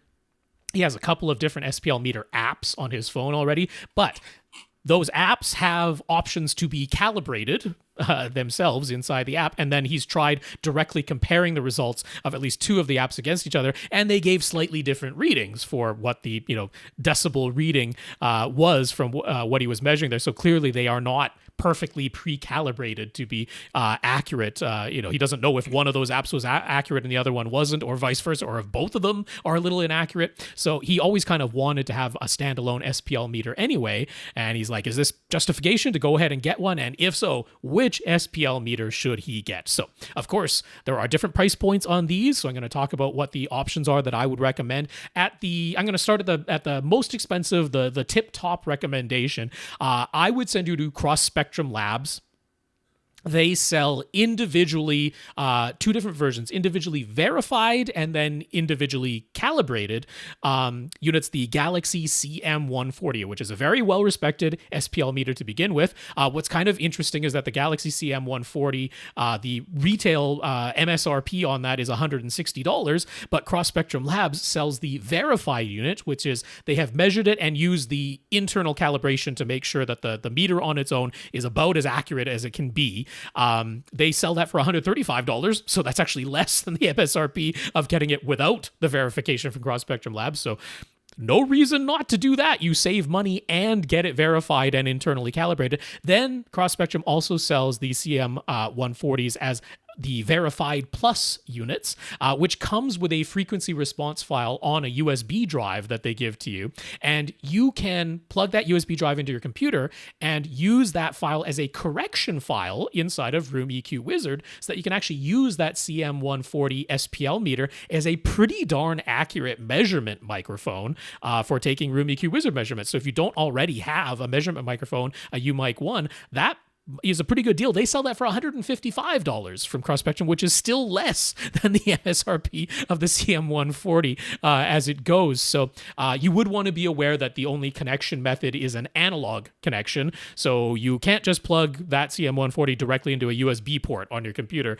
You would need an analog preamp to let you plug that in, or I guess you could plug it into the analog microphone input jack, although I'm not quite sure I would trust the noise levels on your computer's analog microphone input jack. I would probably want to have an external analog mic preamp to do that, but that's certainly an option, and it makes all the sense in the world to get it from Cross Spectrum regardless, because it costs less than the MSRP. But if over $100 is more than you want to spend, and you really are just looking for a handheld SPL meter, one that I like very much is from BAFX, their BAFX Advanced SPL meter, which sells for $58. Nice and as close to accurate as you're going to need for that type of thing, and very affordable price point on that. And then if that is still too much money, you wanted something even cheaper than that, Tom has profiled, I'll just mention the BAFX Advanced for $58. It does have a USB connection, and it actually comes with some software on a CD-ROM disc. If you have any way of getting that, you can download it from their website, because I doubt your computer has a disk drive anymore. But you can actually just take some measurements that way, so that it comes with their own measurement software. But the one that Tom is recommending over at AV Gadgets these days goes for $30 on Amazon. It's from just a brand called Gain Express, and it'll do the job. It's got C weighting, which is what we're after. So I will just mention, if really all you're doing is, all I care about is that my trim levels are all producing equal volume at my seat, then yes, even the phone apps are perfectly fine for that, because all that matters there is the relative difference between any of the speaker channels. It isn't really critical that the actual SPL reading in decibels is exactly accurate. It just matters that the difference between any 2 speakers is leveled out, and the app on your phone can absolutely do that. So for just setting your trim levels, I'm totally fine doing it that way. But it sounds like you wanted to be a little bit more thorough and be like, okay, when a reference volume is saying this is 85 dB, I really want to know that it actually is 85 dB. I would go ahead and spend at least $30 to get the handheld SPL meter to let you do that. But yeah, that one from Cross Spectrum Labs is a really good deal. So Mark recently found a Klipsch Reference Premier RP450C center speaker on sale at a price he couldn't pass up. He has wanted it for a while, and now that he's heard it in his own setup, he really likes it and thinks it sounds just about perfect. But it has revealed how much his front tower speakers do not match its sound. He's got Klipsch Synergy Black Label F300 towers, and things like cymbals and snare drum sound downright harsh by comparison. He much prefers the sound from his new Reference Premier center. I often talk on this podcast and on AV Gadgets. I wrote an article that about timbre matching and how important it can or cannot be. Most people are like, oh, I want to make sure, and Rob's included in this discussion, are so worried about timbre matching that they will go to any lengths to avoid it. But the reality is when timbres do not match, it's not like, I think the timbres don't match. I think the speakers don't. No, it's like, oh my God, what is wrong? Well, that's where he is. Something in a movie pans across the screen and you hear the sound coming from the front left and then the center and then the front right. And, it's a car going across the screen and it sounds like a completely different engine when it goes from speaker to speaker to speaker. I'm not okay with that. The timbre match has to be good enough that at least sounds like a consistent car making its way across the front of my room. And again, I've had, I remember, we were talking about RBH last week, but I had an EMP Tech, which was their very first model of center channel. And it was MTM design, again, from RBH. And MTM design sounded great. Sounded good with almost every speaker I put up against until I got a nonlinear speaker. And then I was like, well, it doesn't sound good.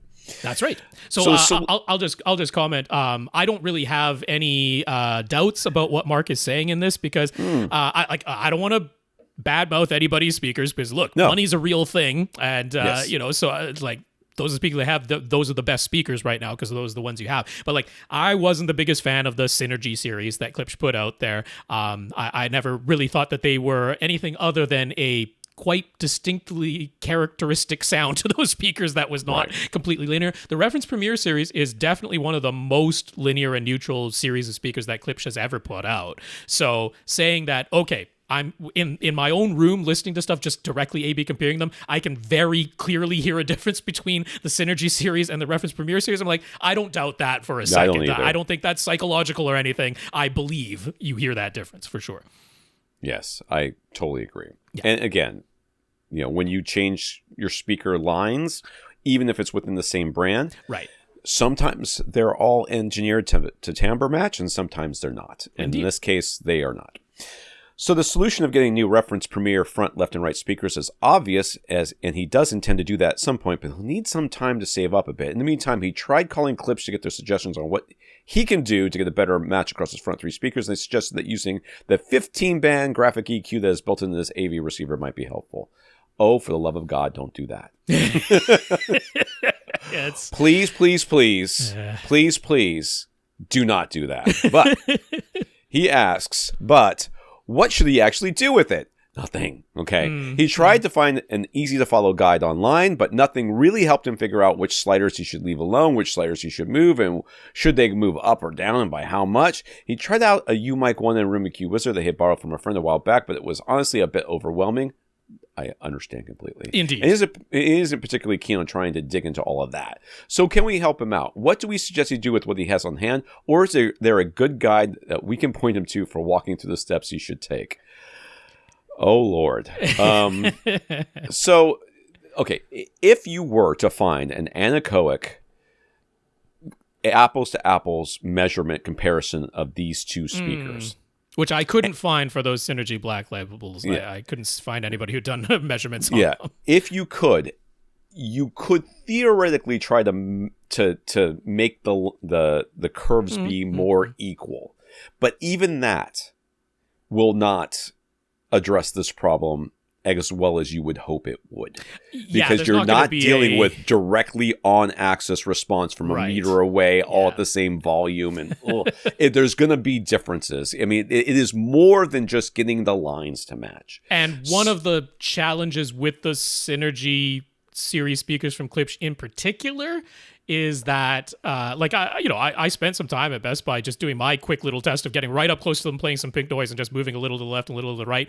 And in my experience, they were one of the most different off-axis versus on-axis. And I mean, I don't just mean I didn't have to move very far off-axis to hear a difference. I mean, from frequency, from octave to octave, the side dispersion was like kind of wildly different, which means that they are very difficult speakers to EQ. Because the off-axis response and the reflection response is going to be significantly different from the on-axis response. You try to EQ that, and it's like you make one thing better, you automatically make another thing worse. That's right. And it's very difficult to EQ speakers like that. I hate to say it, the solution in my mind is to take this speaker that is so much better, and you know it's better, out of your system for right now. Put the other one back in, and just wait until you can get all three. I know that's not. I just don't. It's either that or live with the timbre mismatch, because I don't think there's any way to EQ this. Yeah, really. I don't think there's any way to get rid of the timbre mismatch. If it's just, though, like, I'm really noticing how harsh cymbals are sounding now. You can I roll that tame off? that a little bit? Yeah. That you can tame a little bit with a graphic EQ. So first of all, rule of thumb, never boost anything. Yes. Only cut. And particularly with clip synergy speakers, again, where they were like so much more sensitive in the tweeter than they were in the woofers, that it was really quite imbalanced in that way as well. Like, this is one where, again, another thing about the synergy speakers is they basically tried to get too much out of that tweeter. The crossover point on it is abnormally low. It's like, it was between 800 and 900 hertz, which is like really low to cross a tweeter over to the woofers. It's highly unusual.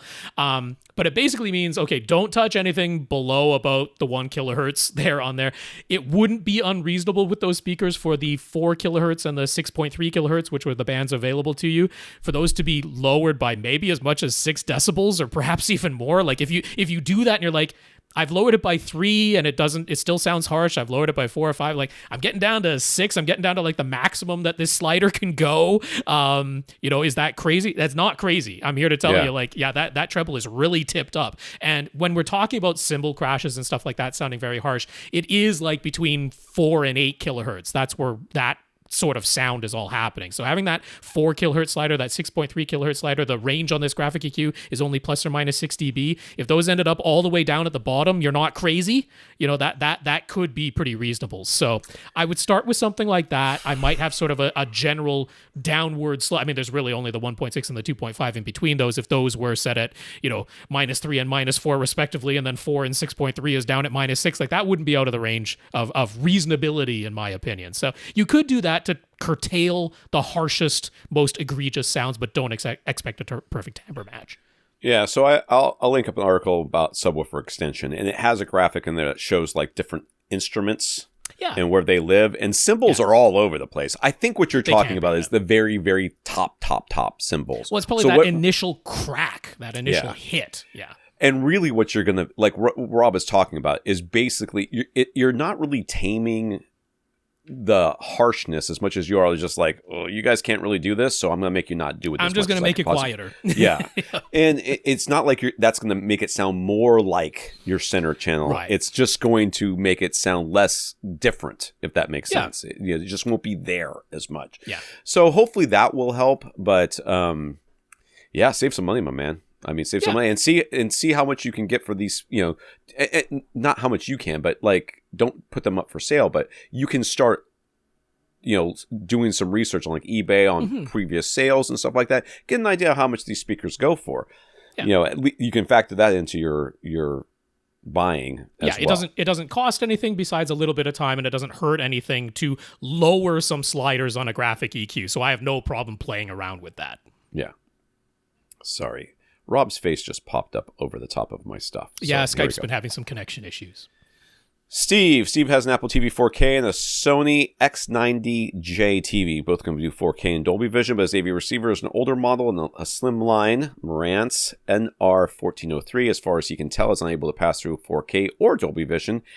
He didn't just overlook that somehow, did he? Nope. It's HDMI 1.4, 1.3, whatever it was that came before 2.0. So no, it's not supporting any of those things. Those aren't passing through the HDMI ports of your Marantz. So he's running a 5.1 speaker configuration, which is the most the NR1403 can support. He knows he could plug his Apple TV 4K directly into his TV to get 4K and Dolby Vision, but he doesn't want to do that for two reasons. First, HDMI CEC and HDMI ARC never seem to work reliably for him. And second, he really likes and wants to keep the on-screen display from his Marantz. And if he plugs his Apple TV 4K directly into his TV and uses HDMI ARC, there's no way to get to still see that Marantz on-screen display, is there?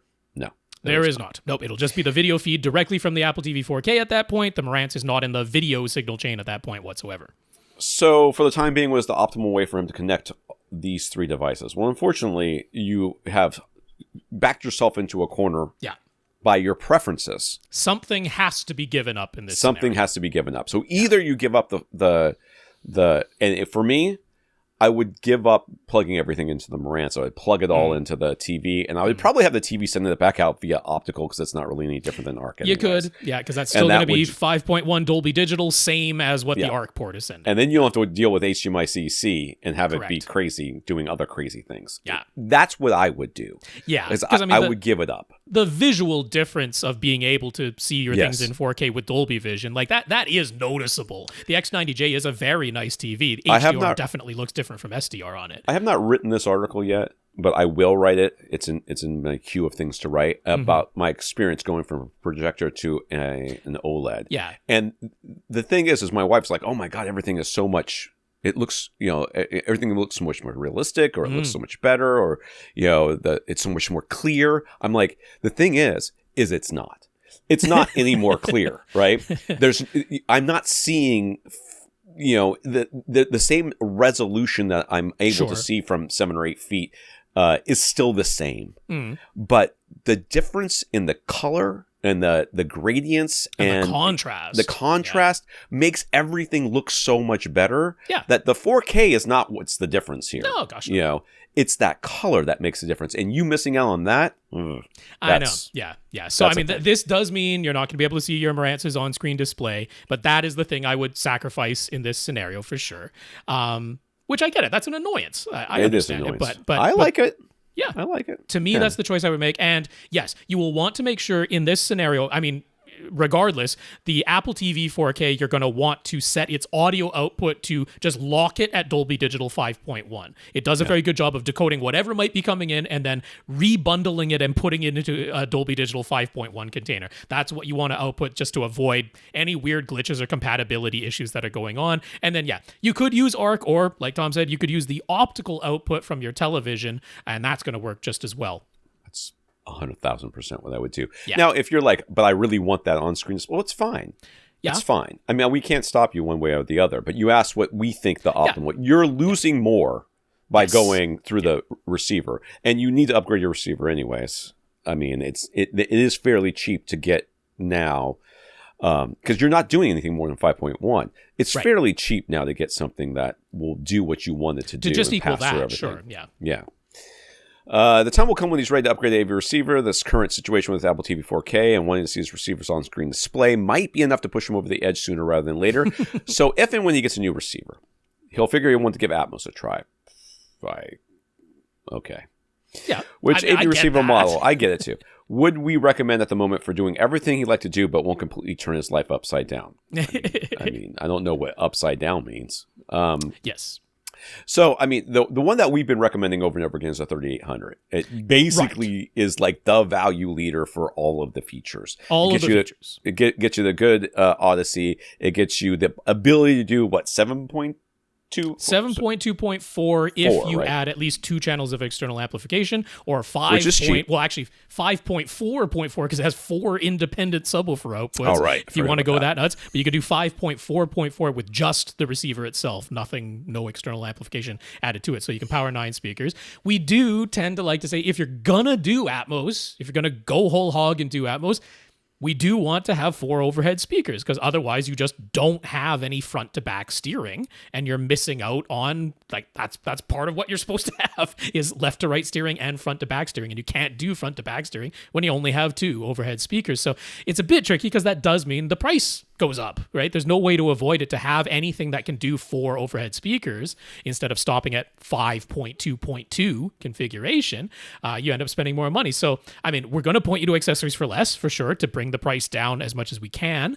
The X3800H over there is $1,200 right now. That's not chump change. That's not just lying around in your couch cushions. That could take a while to save up if you don't have that money on hand. I will say, a very pretty darn reasonably affordable alternative right now, still from Accessories for Less, so getting it refurbished, but that definitely brings the price down.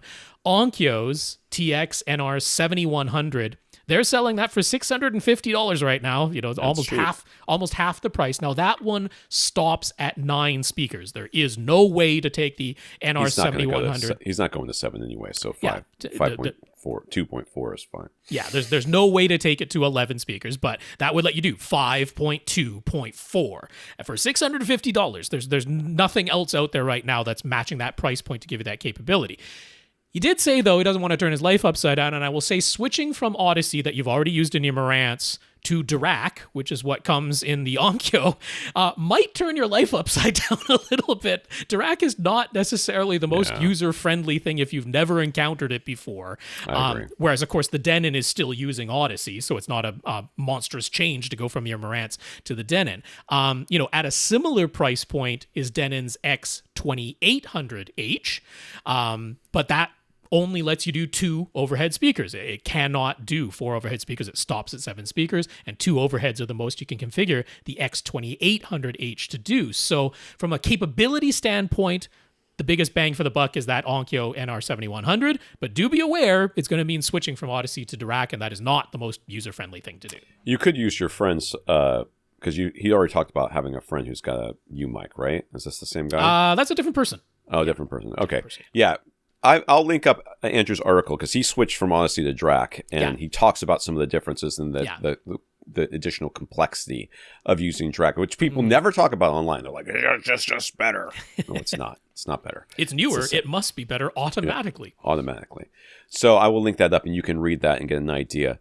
I'm going to say, if you really don't want to turn your life upside down, just get a 5.1 or 5.2, I guess. Well, it's probably going to be a 7 at this point, regardless. Because you don't have an option, Yeah, I would get all on board with like a X1700H or an X1800H. That's going to keep the price down. Again, you could do Atmos just with a maximum of 2 overhead speakers. So if it's just about dipping your toe in and getting the front panel to say Dolby Atmos on it, you can absolutely do that with one of the less expensive And models. you can do the upward firing speakers. Sure. I've got an article about how to properly place those. And you can do the virtualization version as well, where there aren't physically any speakers, but it still virtualizes Atmos out of the 5 speakers you already own. So that's an option too. I would push you in that direction, but you do you. Jay, we recently answered the question about how close to either side or wall-mounted surround speakers close on either side of wall-mounted surround speakers you can hang acoustic panels without messing up the sound. We seem to settle on basically the width of your head as a gap to either side, but Rob did initially mention around 2 feet of space would be technically ideal. Jay assumes we were talking about regular old monopole surround speakers, since that's mostly what everyone's using for surround these days. But he has older surround speakers from MK Sound, and they are tripole design, with drivers firing straight forward like regular monopole speakers, and additional drivers on each side firing out of phase with each other. Unlike a lot of dipole or bipole surround speakers, his MK Sound speakers are not trapezoidal shaped with drivers firing out at angles from the wall. It's just a rectangular cabinet, so the side drivers are firing straight forward and straight backward, parallel with the side walls. Okay, so directly to the left and right, basically, is what he's saying. Yeah. So with speakers like those, how close to either side can acoustic panels be placed? It might seem like very niche, but some speaker brands like Hyperion, for example, still sell tripole speakers like this. So someone besides him might also be interested to know. I would be so monumentally unconcerned about what those side drivers are doing that it would not affect the placement of my... I'm not being dismissive here. I would be so monumentally not concerned about this because they're meant to fire off to the sides and then bounce directly off the wall, which is right there. So and the wall is right there. So it's not like this. You have to place this. You'd have to have the acoustic panel right up on this thing to catch that first reflection. So the first reflection is happening no matter what. So I would be just completely. Whatever we said before, I think would be fine. And I think what I said was whatever looks right, which is around 2 feet, really. I don't think the answer changes. I will still say technically 2 feet of distance between those speakers and then the closest acoustic panels to either side of them is still going to be correct. But if you had them closer, I don't think it's going to be that big of a deal. And as far as I can recall, the MK Sound tripole speakers actually gave you the option of turning off those side-firing drivers if you wanted to, so that it just acts like a regular monopole speaker at that point. I'm pretty sure that was an option on those. So if it really is some kind of an issue, you could still do that as well. Yeah. Next, he says, if you want a wireless connection for your subwoofers, what's the recommended wireless subwoofer kit to get these days? Yeah. And I'm going to link up the TriPath one because that's my favorite. But TriPath or the SVS Triband? Triband. Sorry, the TriPath. That is, it's SoundPath tri-band. Sound Path tri-band. Yeah, that's yeah. I mean, the downside of that one is it's $200. It is the expensive. Upside of it is from all the feedback that we've had from multiple people who've got this thing, where other wireless kits had interference or dropouts, this one never does. It really does what it says on the tin and has a very reliable wireless connection. But of course, $200 is $200. If you didn't want to spend reason why that I much. would recommend that one more than I would recommend other ones is simply because situations change. So what works in your current room right now, you're like, oh, well, I'm going to get a different subwoofer, and now I need to move this subwoofer to the other side of the room. Suddenly it doesn't work anymore. I mean, it can be that easy. And not going to different rooms, just moving within the room could be that. And this would give you the best chance of always having a stable connection. Because if this thing doesn't have it, you ain't getting it. Basically, you got to run a wire. So SVS still sells their original and less expensive SoundPath wireless audio adapter for $120.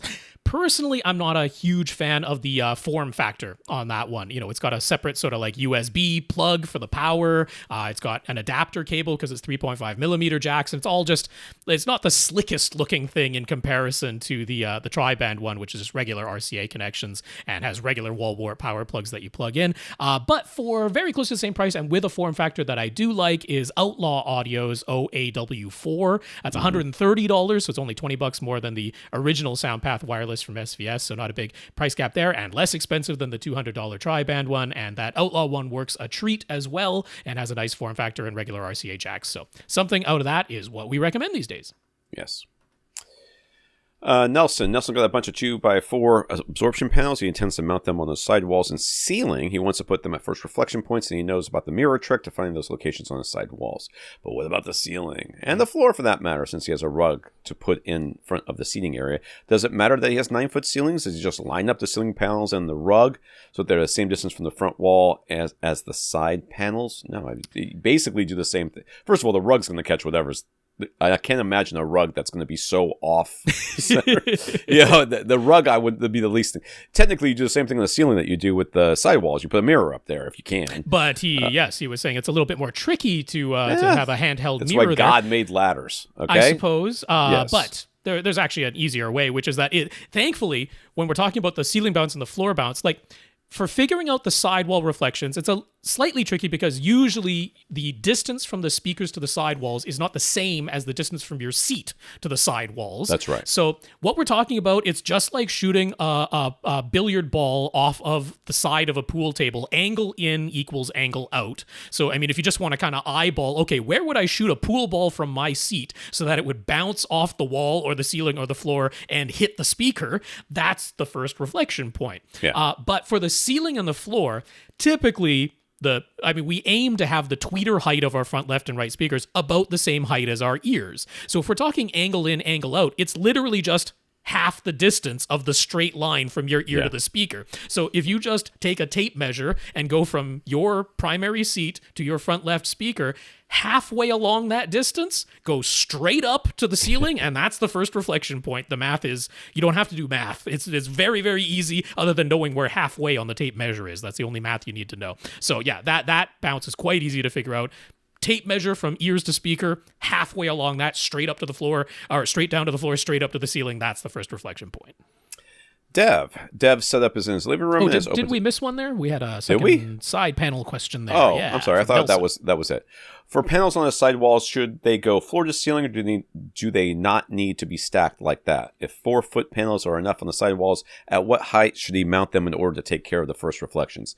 As long as the panel is at tweeter height, right, you're pretty much okay. Any part of the panel, really. So just put it on the sidewall. Just put it on the sidewall so that it's near tweeter height, and you'll be okay. Yeah, I mean, if you hang it a foot or 2 feet off the floor, gap from floor to the bottom of that 4-foot panel, you're almost certain. 2.5 feet. Unless you're sitting unreasonably low, that it's not going to be too high for your seating areas. And even if you stand up, unless you're well over 6 feet, you're going to be perfectly fine with that. Yeah, you absolutely do not need to stack sidewall panels that are meant to be first reflection panels. Those do not need to be stacked floor to ceiling, not at all. We are talking about a specific reflection in this case, and it is basically the straight line from the speaker to the sidewall to your ear, that one reflection. That's where the panel needs to be. Yeah. Dev set up his living room and has opened the rest of the house. He's been using his tower speakers on their own, so they've been running full range, but he's getting close to being ready to add a subwoofer. Being close to being ready. That sounds like you're not ready, and you're just thinking But it's getting there. But whatever.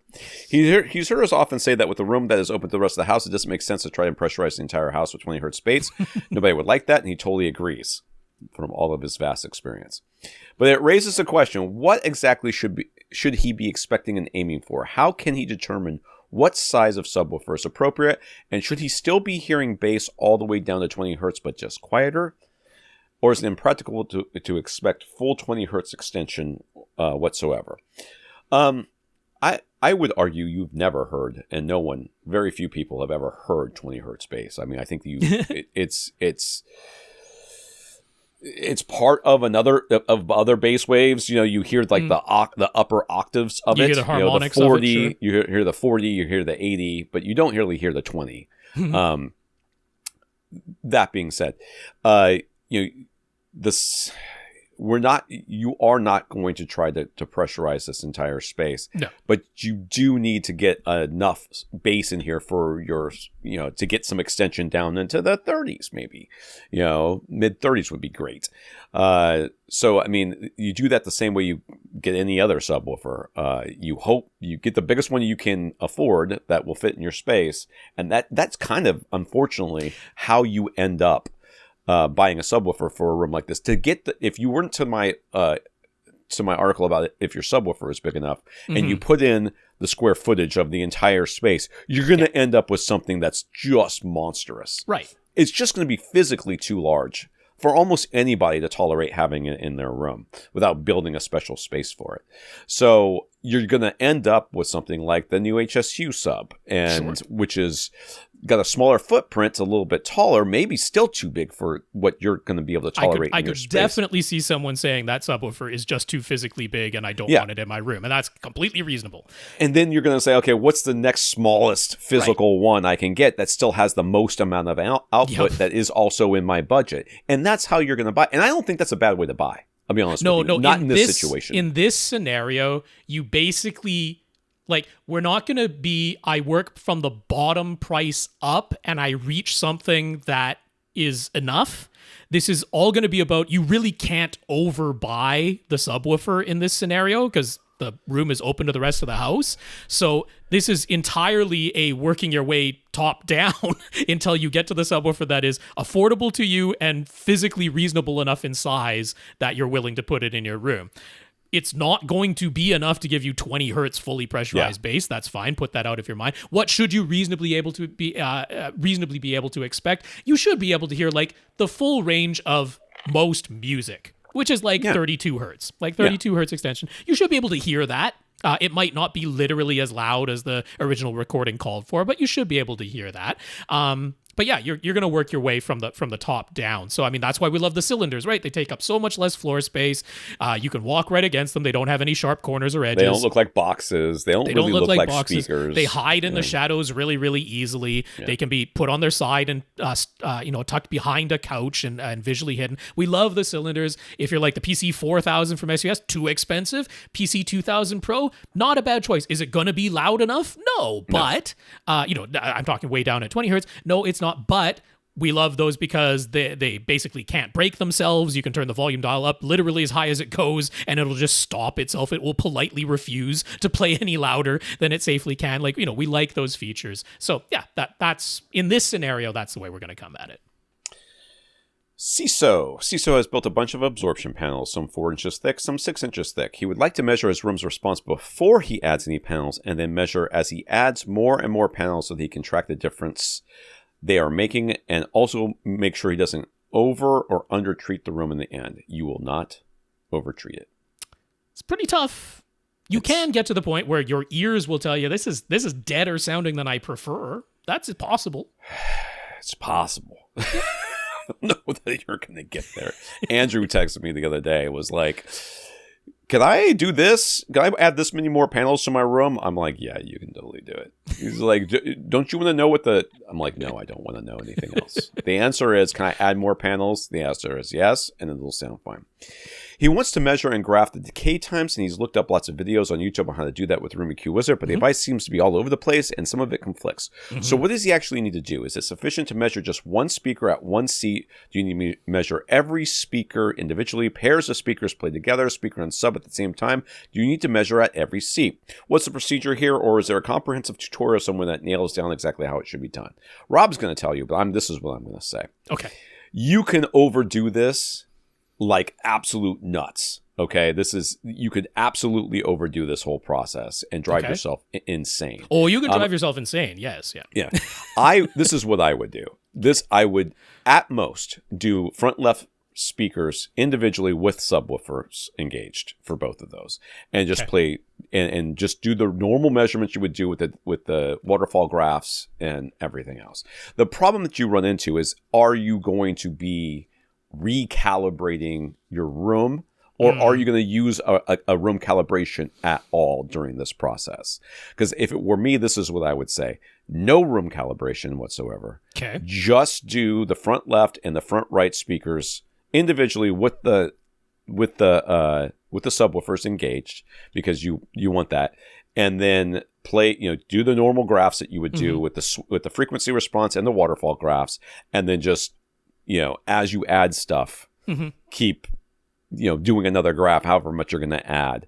The other thing I would do is, me personally, without anything in there, I would walk in the room and I would clap. Yes.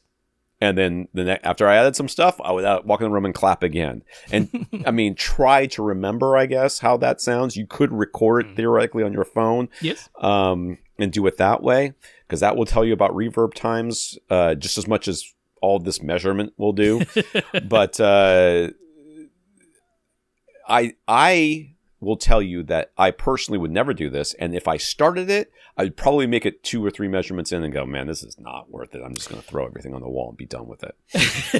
Yeah. So I just wanted to start it on the Room EQ Wizard side itself. Thankfully, it's quite simple to get decay time graphs. It doesn't require a specialized measurement. What you will do is still just play a frequency sweep. You will still take a measurement as you normally would when we're tracking frequency response. And then when you go to the waterfall graph or the RT 60 time graph, and those are just tabs after you've taken the measurement, those are available tabs in the Room EQ Wizard software. When you click on those, you'll be like, oh, there is no waterfall graph here. Oh, there is no RT 60 graph here. But down at the bottom, there's a little button there that says generate.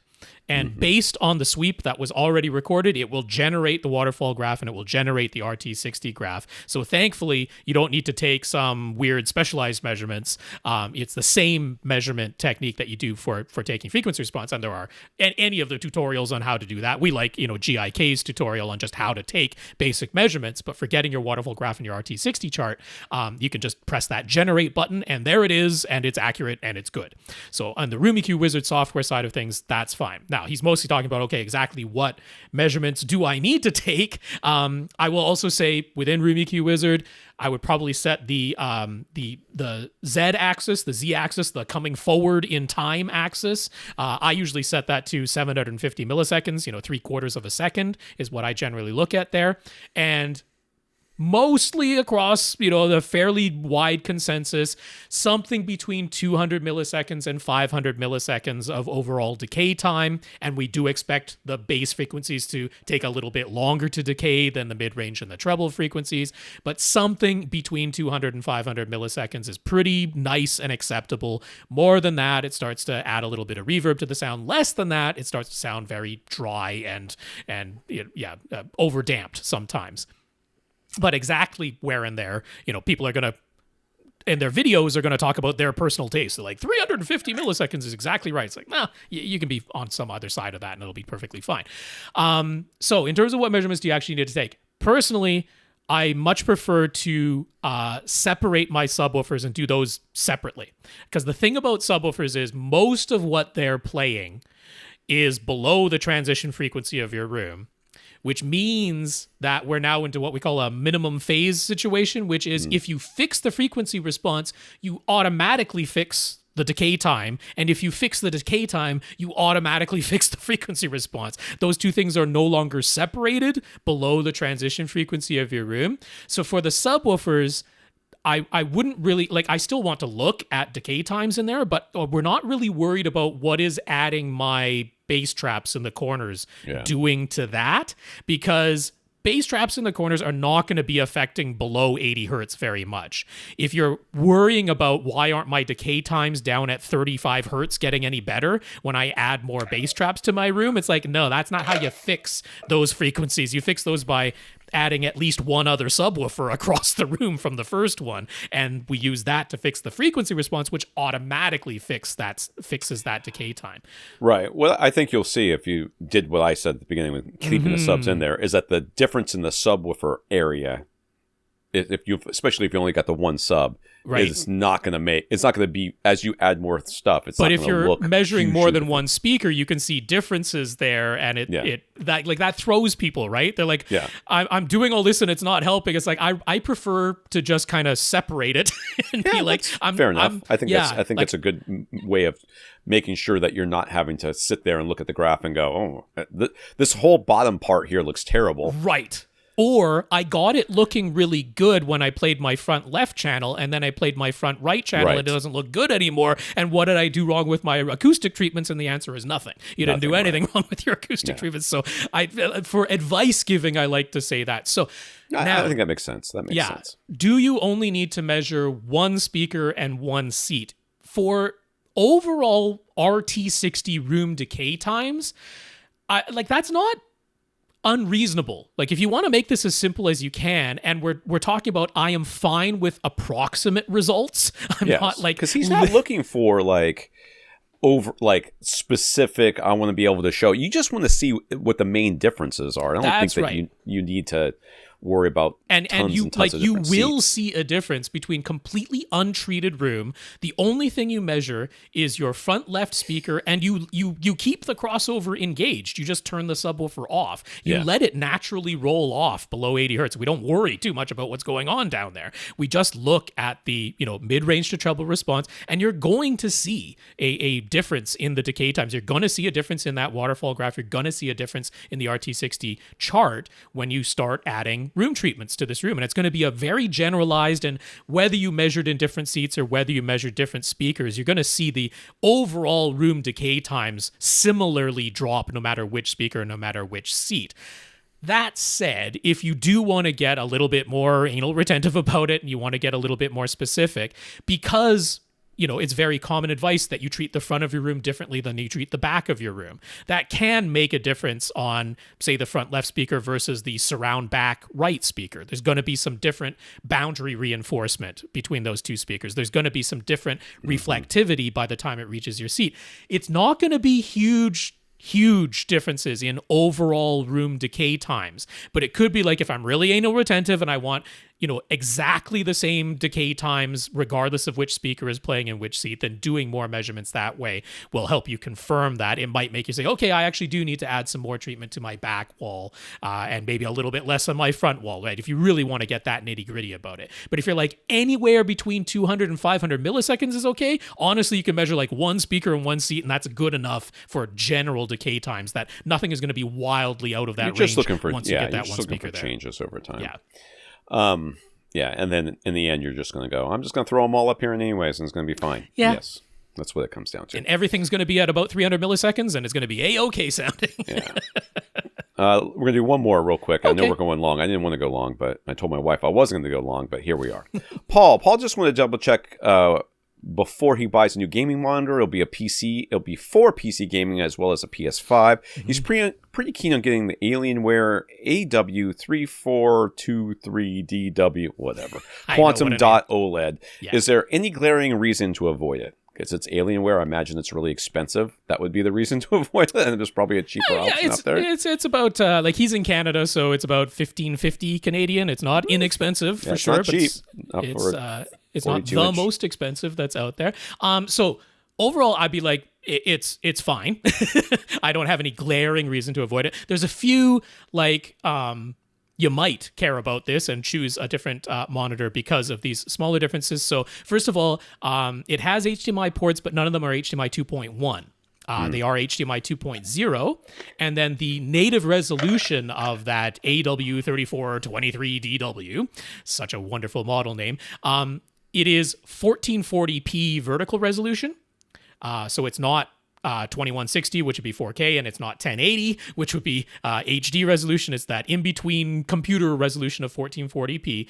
But this is a super wide monitor. This is the 21:9 aspect ratio, wider than 16:9 aspect ratio. So your PlayStation 5, they did add the option now to set that to 1440p output, but it's still going to be a 16:9 aspect ratio.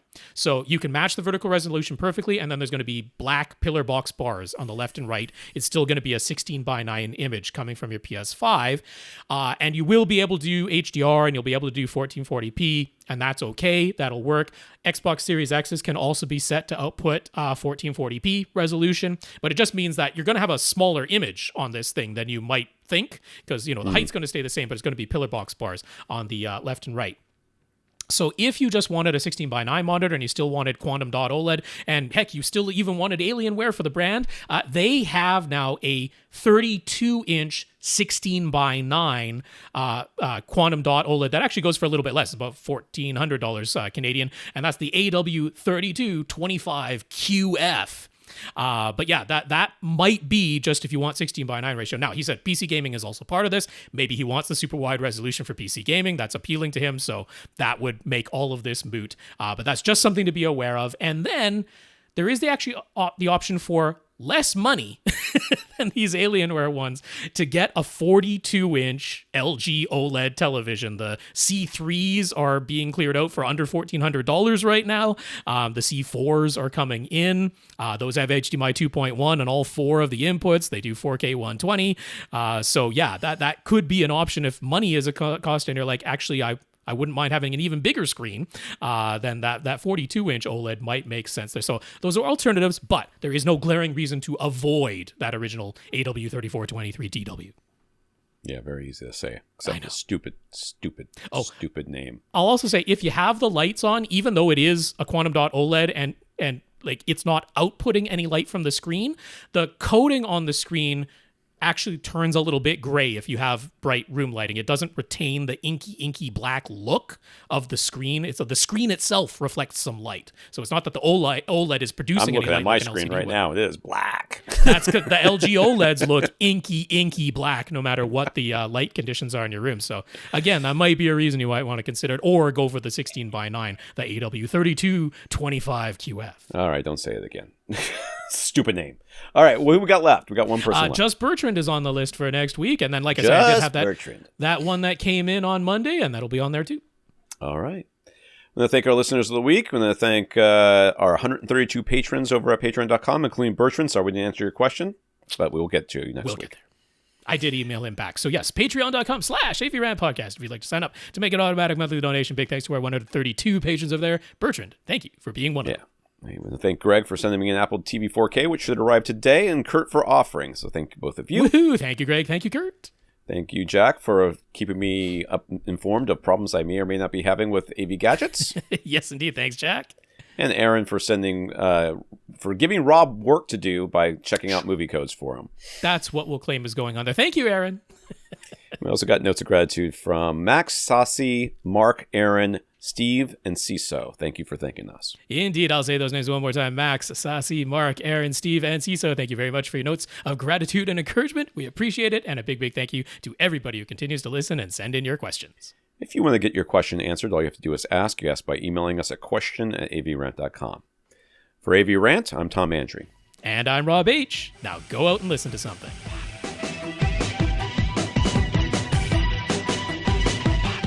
Want your question answered? Send it to question@avrant.com.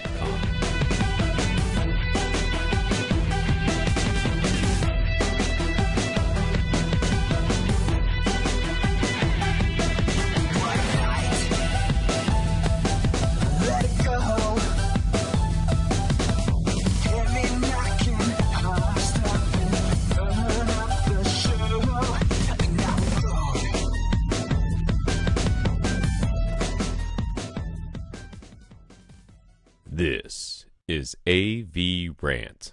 Now go out and listen to something.